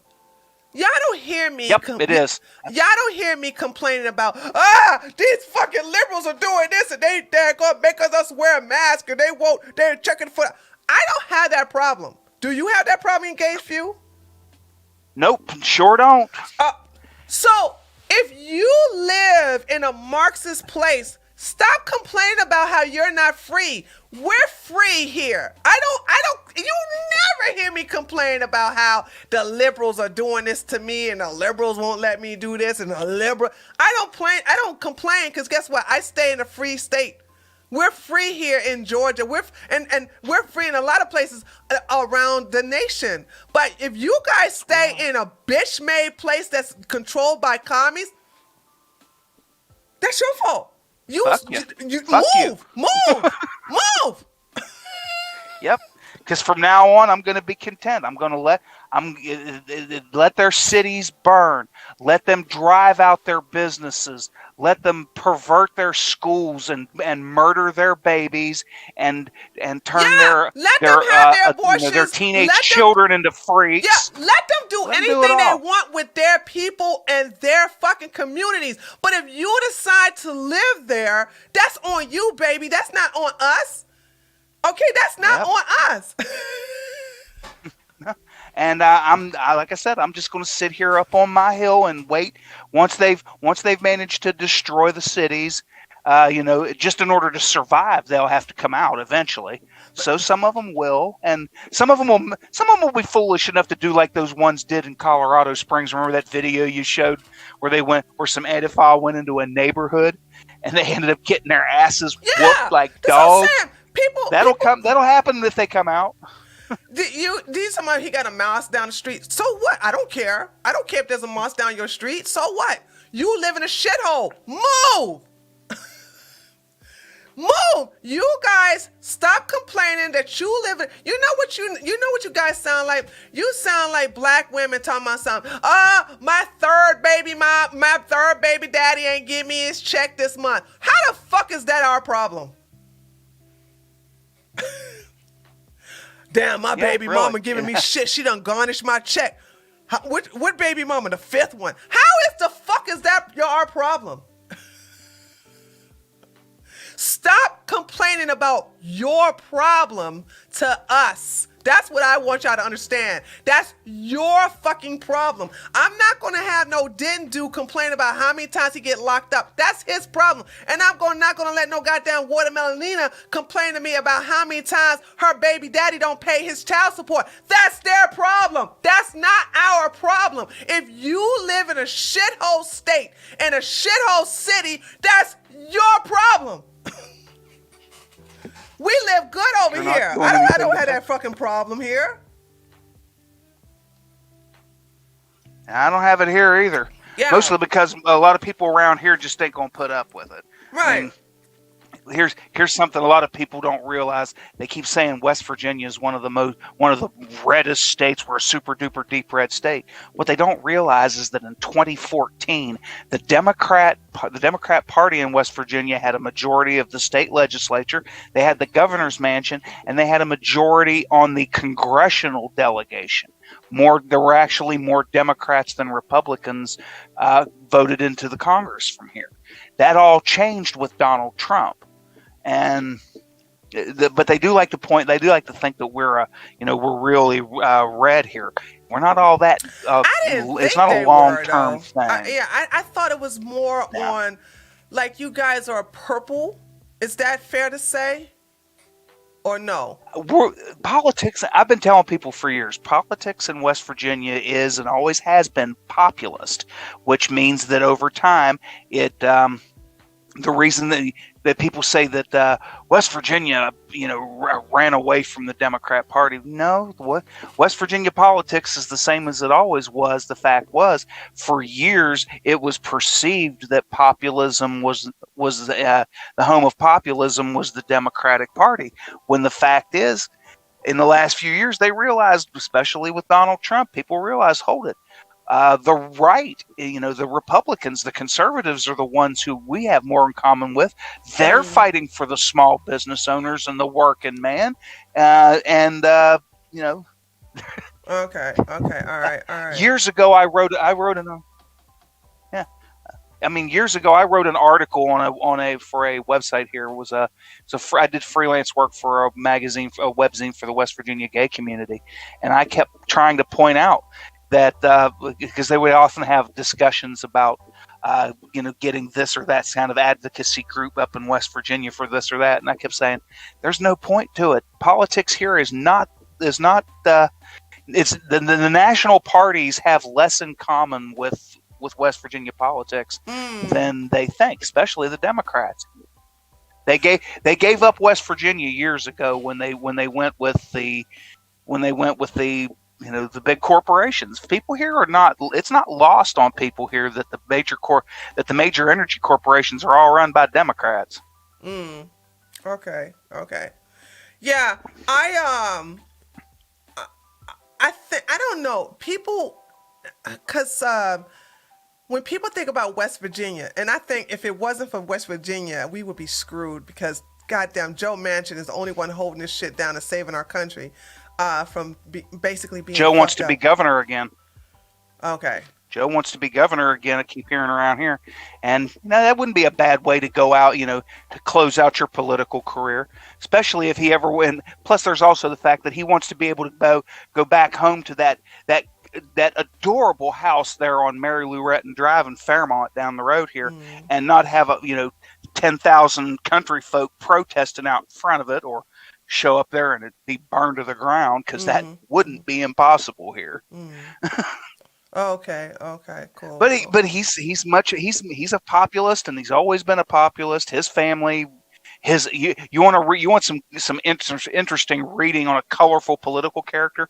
Look up his uncle A. James Manchin, who used to be the West Virginia Secretary of State. Oh my God, He's like a Huey Long, Earl Long type character from the hills of West Virginia. It's hysterical when you read about it. What do you think about? What do you think is going to happen in November 2022? This is what's going to happen. Mark my words. Okay, this is what's going to happen. Right now, the demon rats are desperately trying to kill the filibuster. Joe Manchin and Christian Cinema are saving our asses. However, if the turtle do this shit that he did last month by allowing the vote to come, by basically giving them the votes, like they did this month, then the filibuster will be killed, and they will allow. I do believe they're going to try to have it a 41 instead of a 60%. They're going to try to lower it down to 41, which will fuck us hard. Then they will pass the Build Back America, Build Back Better bill. They will pass that shit. Our country's going to be fucked for a good 25 years, provided that. I got a feeling they want to federalize elections. They want to. That's they be also, even worse. yeah, that's another one. They want to federalize election too. That is also worse because if they allow those three federal, they got 3 times that they have tried, and I did a video on this where they're trying to federalize all elections.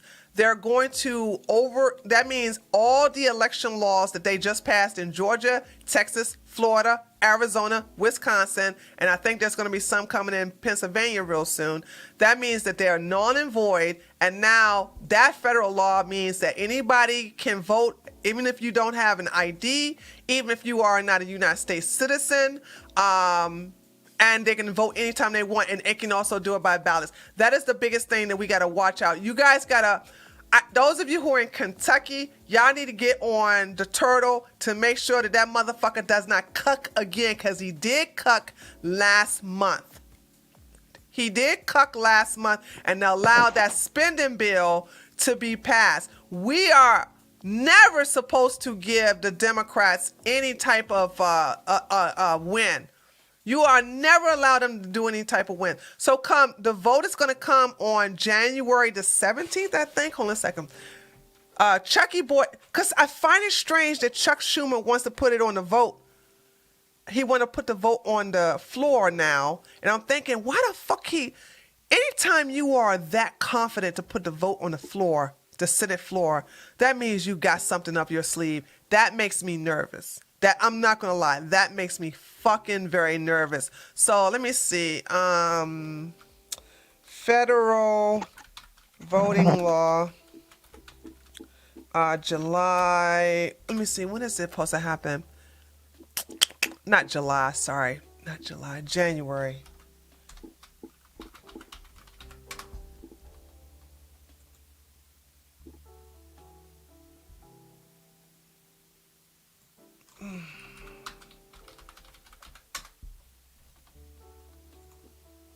It's supposed to happen on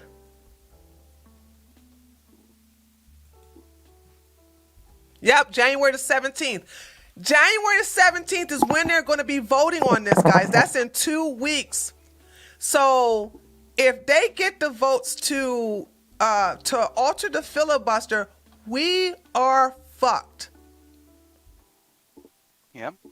We sure Now, are. if they don't get the votes on July put it this way, if McConnell doesn't cuck and Joe Manchin, which I know he's going to stay firm on a no, Christian Cinema is going to stay firm on the no, they don't have the votes. They don't have the votes to overturn and to alter the filibuster. So provided that happens, this is what's going to happen in the midterms. The GOP automatically gets the House because based upon the census, there have been, I forgot how many seats were given to the Republicans. So due to the redistricting in several states, including Texas, there have been given, Democrats have lost a lot of House seats and the Republicans have gained a lot of House seats. Also, the Democrats there are a lot of Democrats who are retiring, and therefore they're going to have to get those seats done by either another Democrat or a commie, which is going to be hard because right now the majority hates Biden, and they're noticing that even though they called the orange man bad and he was racist and white supremacist, they realized that they had a job, they realized they had food on the table, they realized they had money in their pockets, so they were not really caring. Listen, I rather have, let me just say this. People would rather have a so-called white supremacist as president as long as they got a job and the food and they not hurting on their taxes and it doesn't cost $5 a damn gallon to put goddamn gas in their tank. Versus a fucking goddamn Black Lives Matter loving. I'm here to support the LGBT community and all this other shit. And then you goddamn, there's the fucking $5.50 a goddamn gallon. You are losing your jobs because you haven't gotten your Z papers. Also, inflation is high. The dollar store is no longer a dollar; it's $1.25. Inflation is through the roof. Things cost more. Food is becoming scarce. Shit is crazy now. You'd rather have the so-called white supremacists when things were gravy versus a stupid ass poopy pants man now than Joe Biden. We would definitely, in conclusion, provided they don't turn over this filibuster in January the 17th, we would definitely win over the GOP. We would definitely win over the Senate. And that's when you have to sit up here and say, what will the fucking Republicans do with that power? That's the question you need to ask. Because if it was me, the first thing I would do is get Joe Biden out of that goddamn presidency and let fucking Kamala fuck up. So therefore, everybody see what happens when a woman from the Democrat party is fucking running this country. Oh God. That's kind of mean. I'm not, unfortunately, for a lot of these fucking people on the left, I'm not nice to my enemies. I'm not nice to my enemies at all. Yeah, but that's kind of a scorched earth because it's going to affect the rest of us, too. The ones who didn't vote for him. As if we're not being scorched right now. What's the difference? Very true. Yeah, you do have a point. We're being fucked right now by Biden. My thing is, we already saw how fucked up Biden is. Now, Biden's fucking approval ratings is worse than Jimmy Carter. He's done, baby. Well, Jimmy Carter didn't have the sleazy reputation that Joe Biden had. True. Joe Biden. But I was just thinking about something. You know, the 2020 election, it sort of shows that Trump had done pretty well as president. Because think about this. What is a more first world problem that should shake the foundations of electoral politics and bring people to vote for president than a man who made mean tweets and said mean things? You're so comfortable. You're doing so good. You got a job. You got money. You got food on the table. You're living a decent life. Your life's going so good that you can actually be drawn to the voting booth because the president said something mean at a speech. Right. He was crass, you know. No, but give them a couple years. Wait till election time next year when this shit's still going on. You know, later on this year, I've already seen a bunch of signs out with pictures of Donald Trump up on posters that say "Miss me yet?" Yeah, and they do miss them. Their pockets miss them. Their bank accounts miss them. Oh, absolutely. Their fucking gas in their tanks Damn miss right. them. Everybody miss them now. Everybody like, damn, He wasn't that bad. The thing about it is that I think strategically. And I think, like, okay, they're going to put Kamala Harris to run. Joe Biden's not going to run again in 2024. They're going to put Kamala Harris. But if you put her in a position where she has fucked up the world so bad that people will laugh at her anyway, she's not going to win. That's why I was pissed that Joe Rogan would sit up here once again. Tree of Logic is right when that stupid ass, dumb ass, big bad bear you're going to say Joe Rogan is a goddamn conservative. Shut your bitch ass up. Okay, I just proved right again. No. Once again, I was angry that Joe Rogan put out that fucking tweet that went viral that says, and the liberals loved it, said that the only person that we should have run in 2024 is not Kamala Harris, is fucking goddamn Michael Obama. Michelle Obama. Oh, God. I'm sorry, Michelle Obama. So Yeah. I'm saying to myself, I think that the demon rats are going to be so fucking desperate. Kamala's not going to win. No. But if they put Michelle, Mike, whatever her name is, if they put the Obama there, yeah. Because I'm going to tell you something. Black people are tribal. Just hear me out, guys. Just hear me out. Black people are tribal. They hate Kamala, but they love Michelle Obama. So automatically, you got 90 to 95% of the black vote. Okay? The liberals love her. The centrists, who, I'm telling you, these centrists, I can never fucking trust these centrists. The centrists will fucking vote for her. Yeah, the same as they'll vote for Tulsi Gabbard. Exactly. God. Do not underestimate the power of that bitch. And Kamala is not winnable. Joe Biden is never going to, he may not even be alive in 2024. But you all should not, that's why I was like, that fucking Joe Rogan.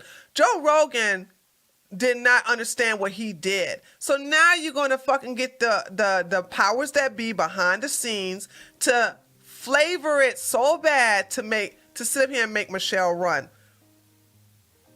But for a long time now, she said she doesn't want to run. I don't know. Maybe she is playing it cagey. Maybe she's doing like Ross Perot did. Remember everybody has his a price. Presidential run? Yeah. Everybody has a price. I have a price. You have a price. She has a price. Everybody has a price. And when they meet that price, she will start. I'm going to tell you how it's going to go down. Probably starting in 2023, you're going to start seeing her making appearances on the college campuses. She's going to start making appearances in different cities.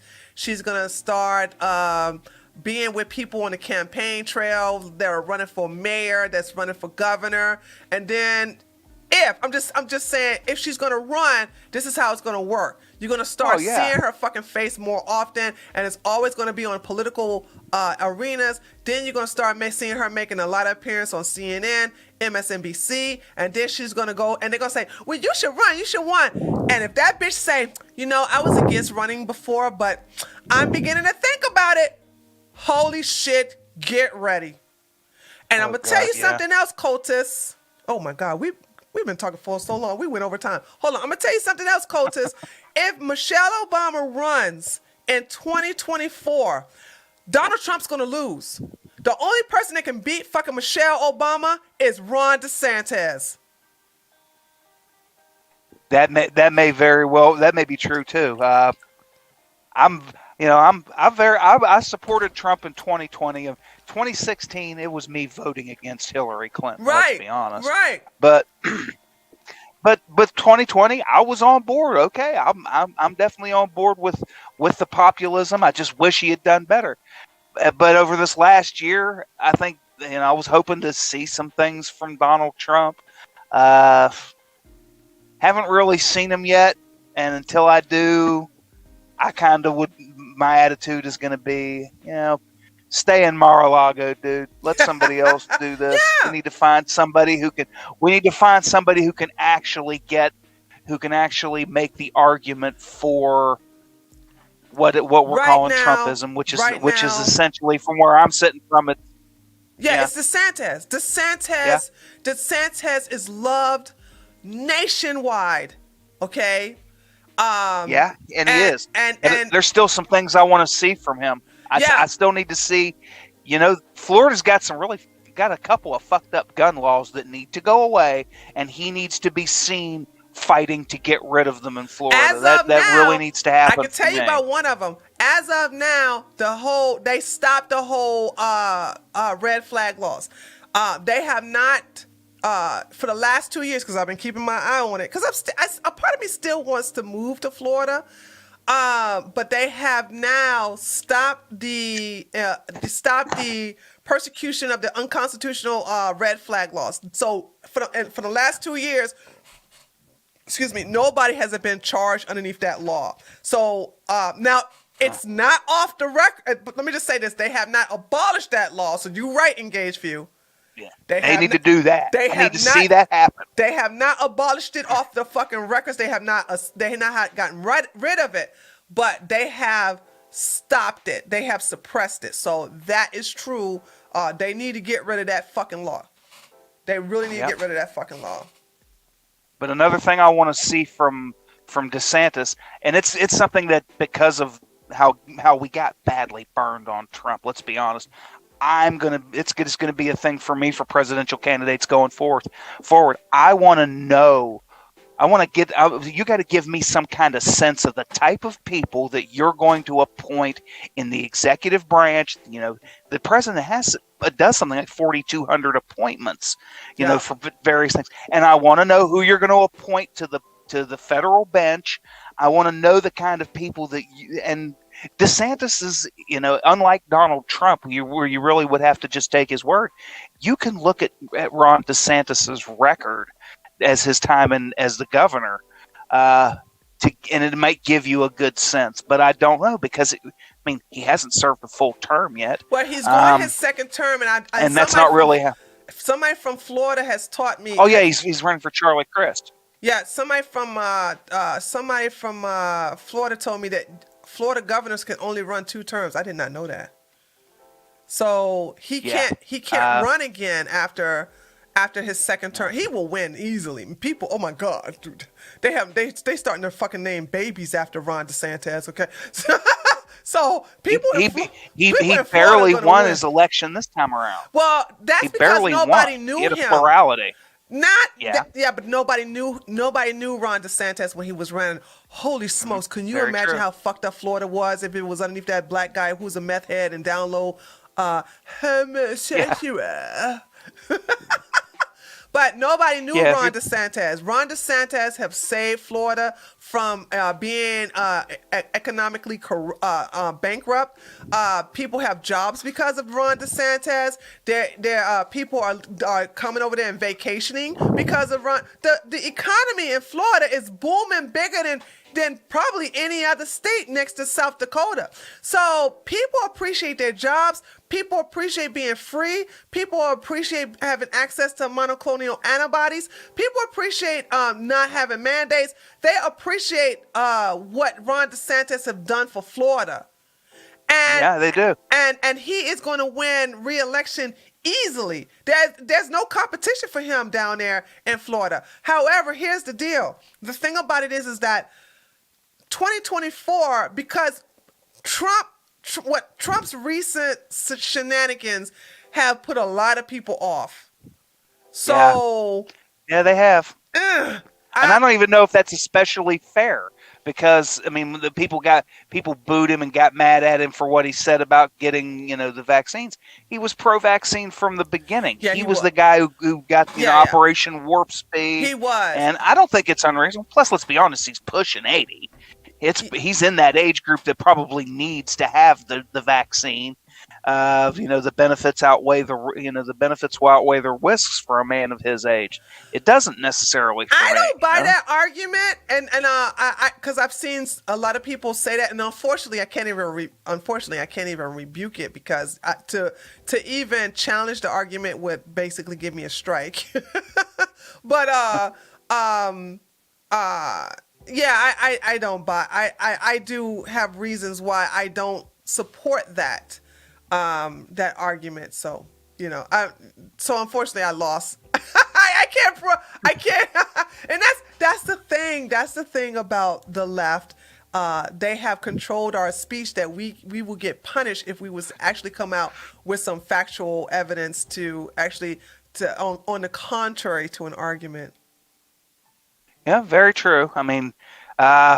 But we do know that Donald Trump was pro-vaccine. That's from the true. beginning. I He's agree pro-vaccine, on that part. And he's anti-mandate. I agree on him was being pro-vaccine.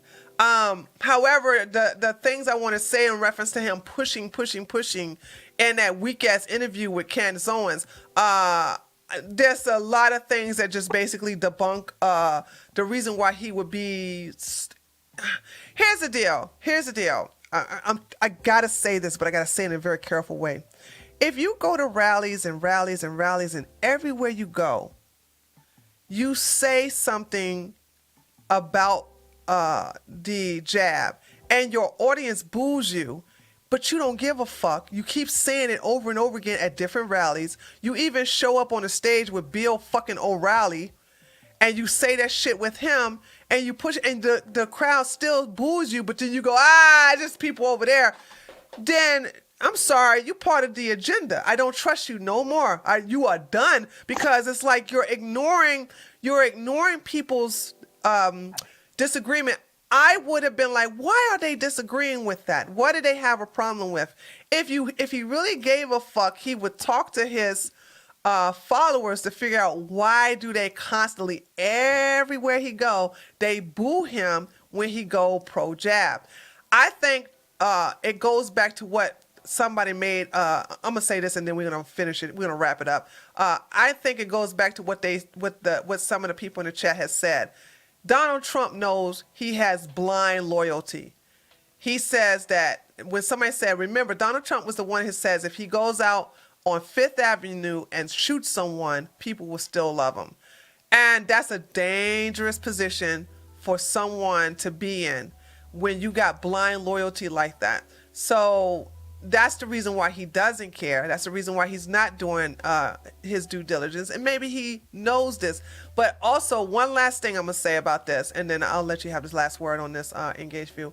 Donald Trump and Alex Jones were like this. How the hell? No, they're not. How the hell do you go years and years of not only being a Alex Jones follower, but an Alex Jones call-inner? You call into his show, you listen to him. How all of a sudden now you're not friends, but all of a sudden you're like, the jab is great. The jab is everybody. I don't give a fuck how old he is. You don't go from being a hardcore Alex Jones friend and follower to all of a sudden be pro Fauci. It doesn't work that way. He got a shitload of bad info over. I mean, let's be honest. He got bad advice during his 4 years in office. He's got bad advice since the last year. Why stop talking to the people who helped get you in the office in 2016? See, loyalty means so much to me. Yeah. Loyalty means so much to me. I am not going to shit on those who got me in office in the first fucking place. Nope. And now he's surrounded by people who were against him in 2015, who was against him in 2016. Now they realize, oh shit, I can make a lot of fucking money off of this goddamn orange man. Paul Trump, mega. And 2017 was the year of the grift. That's when the grifters start coming over and they start making all this fucking money because the right is so thirsty. The right wants everybody to be their friends who used to be the left. They love this fucking goddamn arc where, I used to be a liberal, now I'm a conservative. And they eat that shit up. If you used to be my enemy, now you're trying to be my friend, you had to earn your right to be my friend. Because if you talked all that shit, like, Triologic ain't shit, Triologic is fucked up, Triologic can kiss my ass, that bitch is fucking goddamn, is fucking toxic, blah, blah, blah, blah. And now you're like, I like Tree. You think I'm gonna go, friend? I'm like, okay, I accept your apology, but bitch, you on probation for an entire year. Let's see how pro-Tree you are. I'll give you a fucking year. Meanwhile, walk 3 steps in front of me. Yeah, where I can keep my hand on my shoulder holster. Exactly. There you go. I'm not gonna sit up here and automatically embrace you as my fucking friend. Fuck you. You spent all these years talking shit about me, so now you want to be my friend and let bygones be. I don't still trust you, but okay. Let me see. Let me see if you really who you say you are. No, the right doesn't do that. Conservatives, Conservatives don't do that. As soon as somebody say, I used to be on the left and now I'm on the right, they immediately embrace them, and then they find out Shit, how... girl, that's become a bona fide YouTube genre. Yeah, true, The true. former leftist who's become a conservative. It's like it's taking over for black guys who pretend to like heavy metal.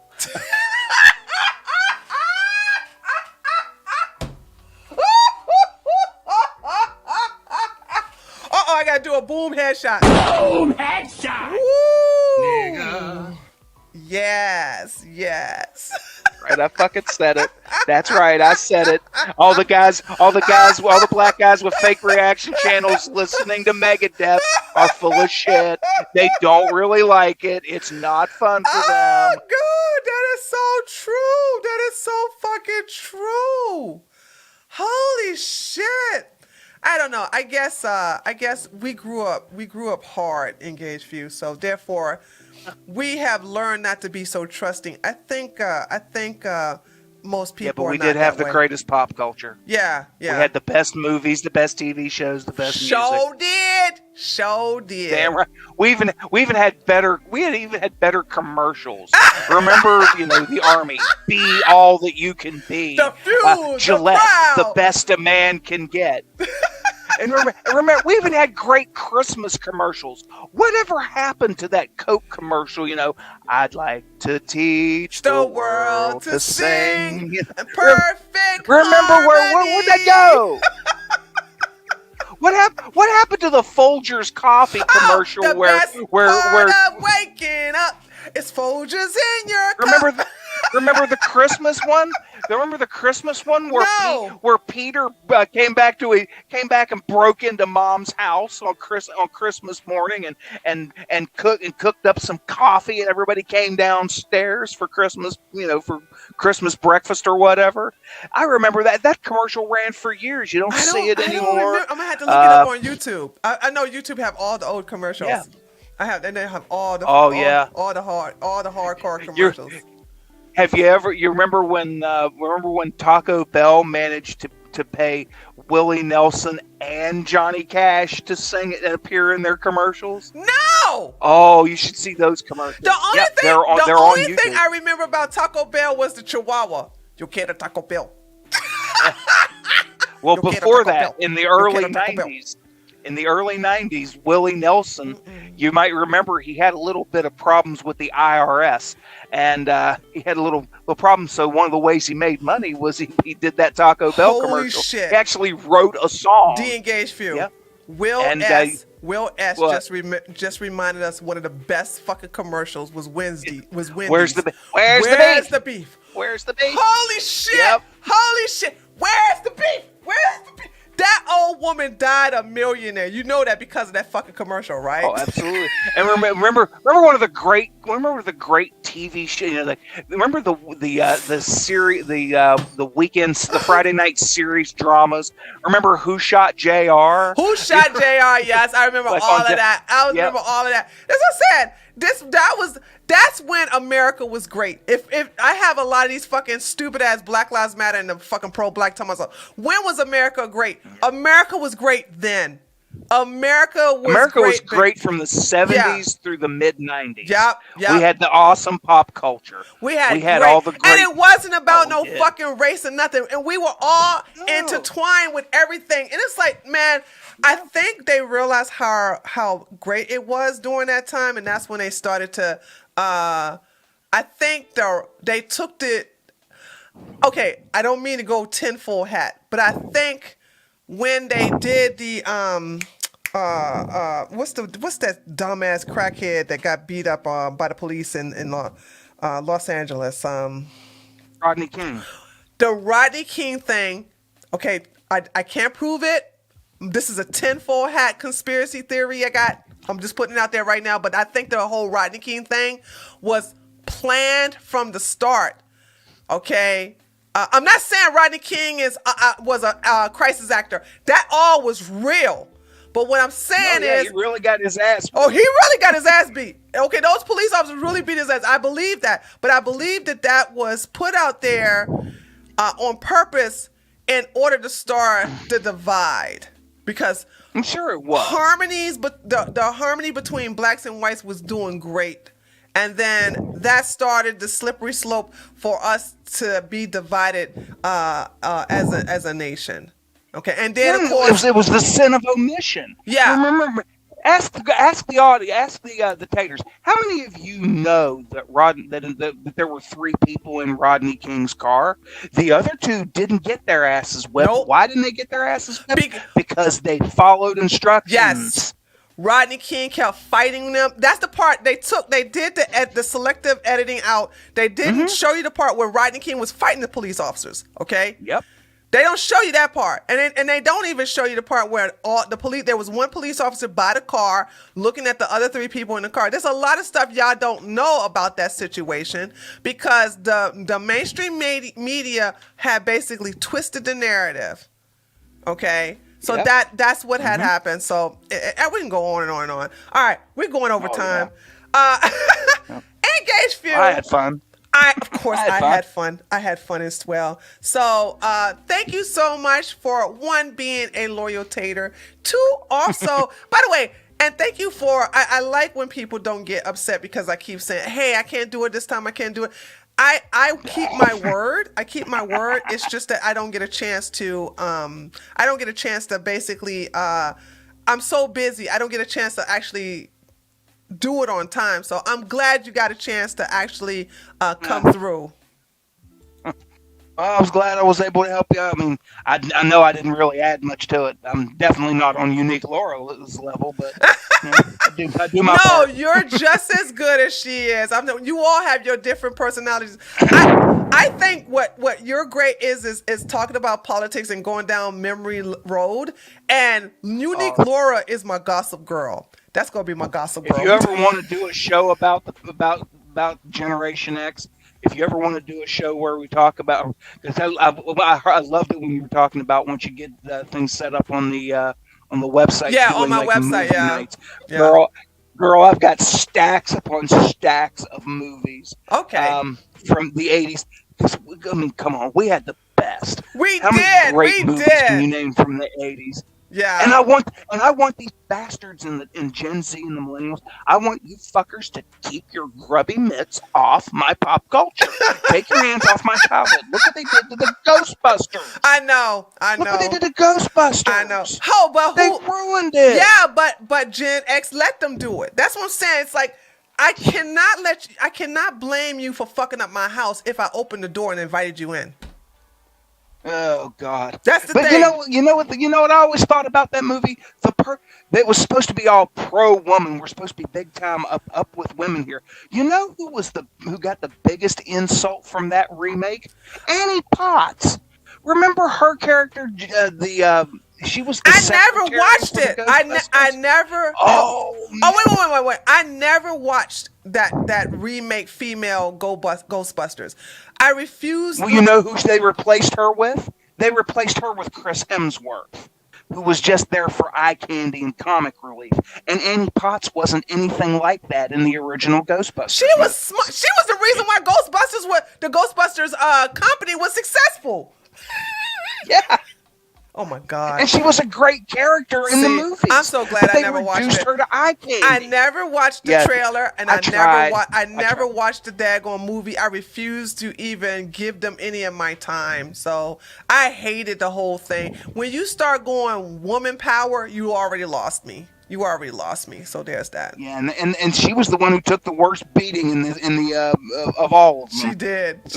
And of course, before women that they hired to be in the movie. Yeah, because she had love for what's the one with the glasses and the curly hair. She had love for Rick Moranis. She was for Rick Moranis' character in the movie. Yeah, Binkman, is that his name? She ended up fooling around. I think that's his name was the Chattertellers.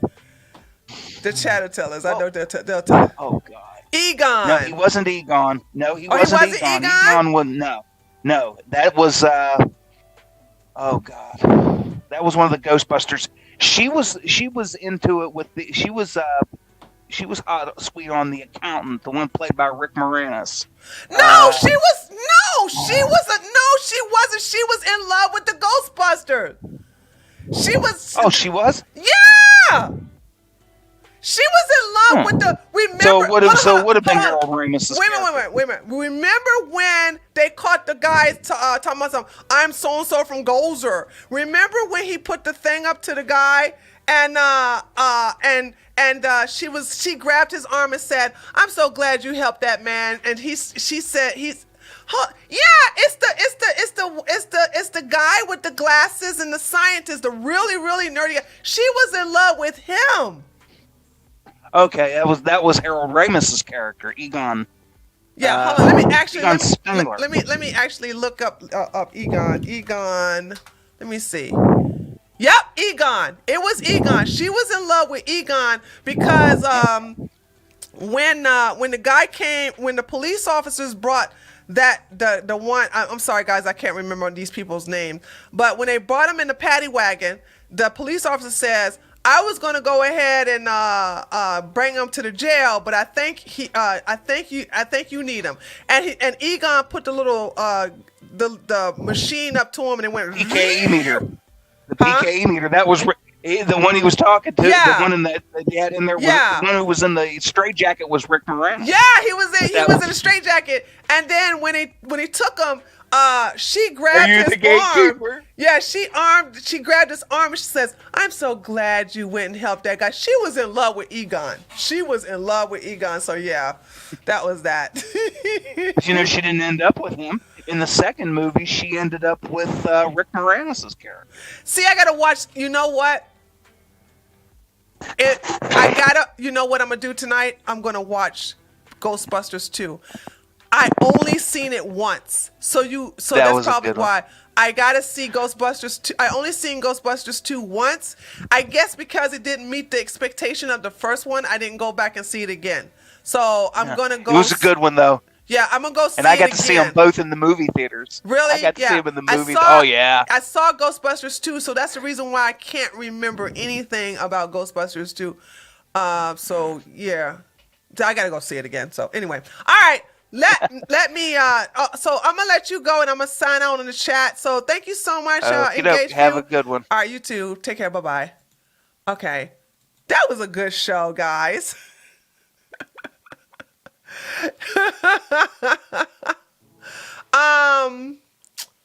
Let's see. Yeah, I gotta go see that again. That was my movie. The woman was with the red glasses. I don't even know what kind of red glasses she has. You guys love the show. Thank you so much. I'm glad you guys love the show. I'm glad you love it. So anyway, we went way over time. But anyway, it's good. I'm in a good mood now. But listen, in conclusion, all I want to say is this, is that we have to come up with a way for you guys to not be such cucks. Okay, listen, I got to get off of here because I got to go ahead and prep for my show tomorrow. Please come and watch the show. Tomorrow's show will be the morning show with Tree. So I want y'all to come over there tomorrow at 11 o'clock. Eastern Standard Time. Please come over and watch the show. And, oh shit, the hell. Okay, whatever. I want you guys to come over and check it out. I gotta go because also I haven't eaten anything right now, so I'm pretty hungry. And I will talk to you all tomorrow at 11 o'clock p.m. Eastern Standard Time. Thank you so much for coming by and checking us out. And I will see you tomorrow at 11 o'clock a.m. And the Tree Show is tomorrow at 8 p.m. So the morning show is 11 o'clock p.m. and the Treehouse News is 8 p.m. Okay, with that being said, y'all take care and I'll see you tomorrow. Later, taters. Okay.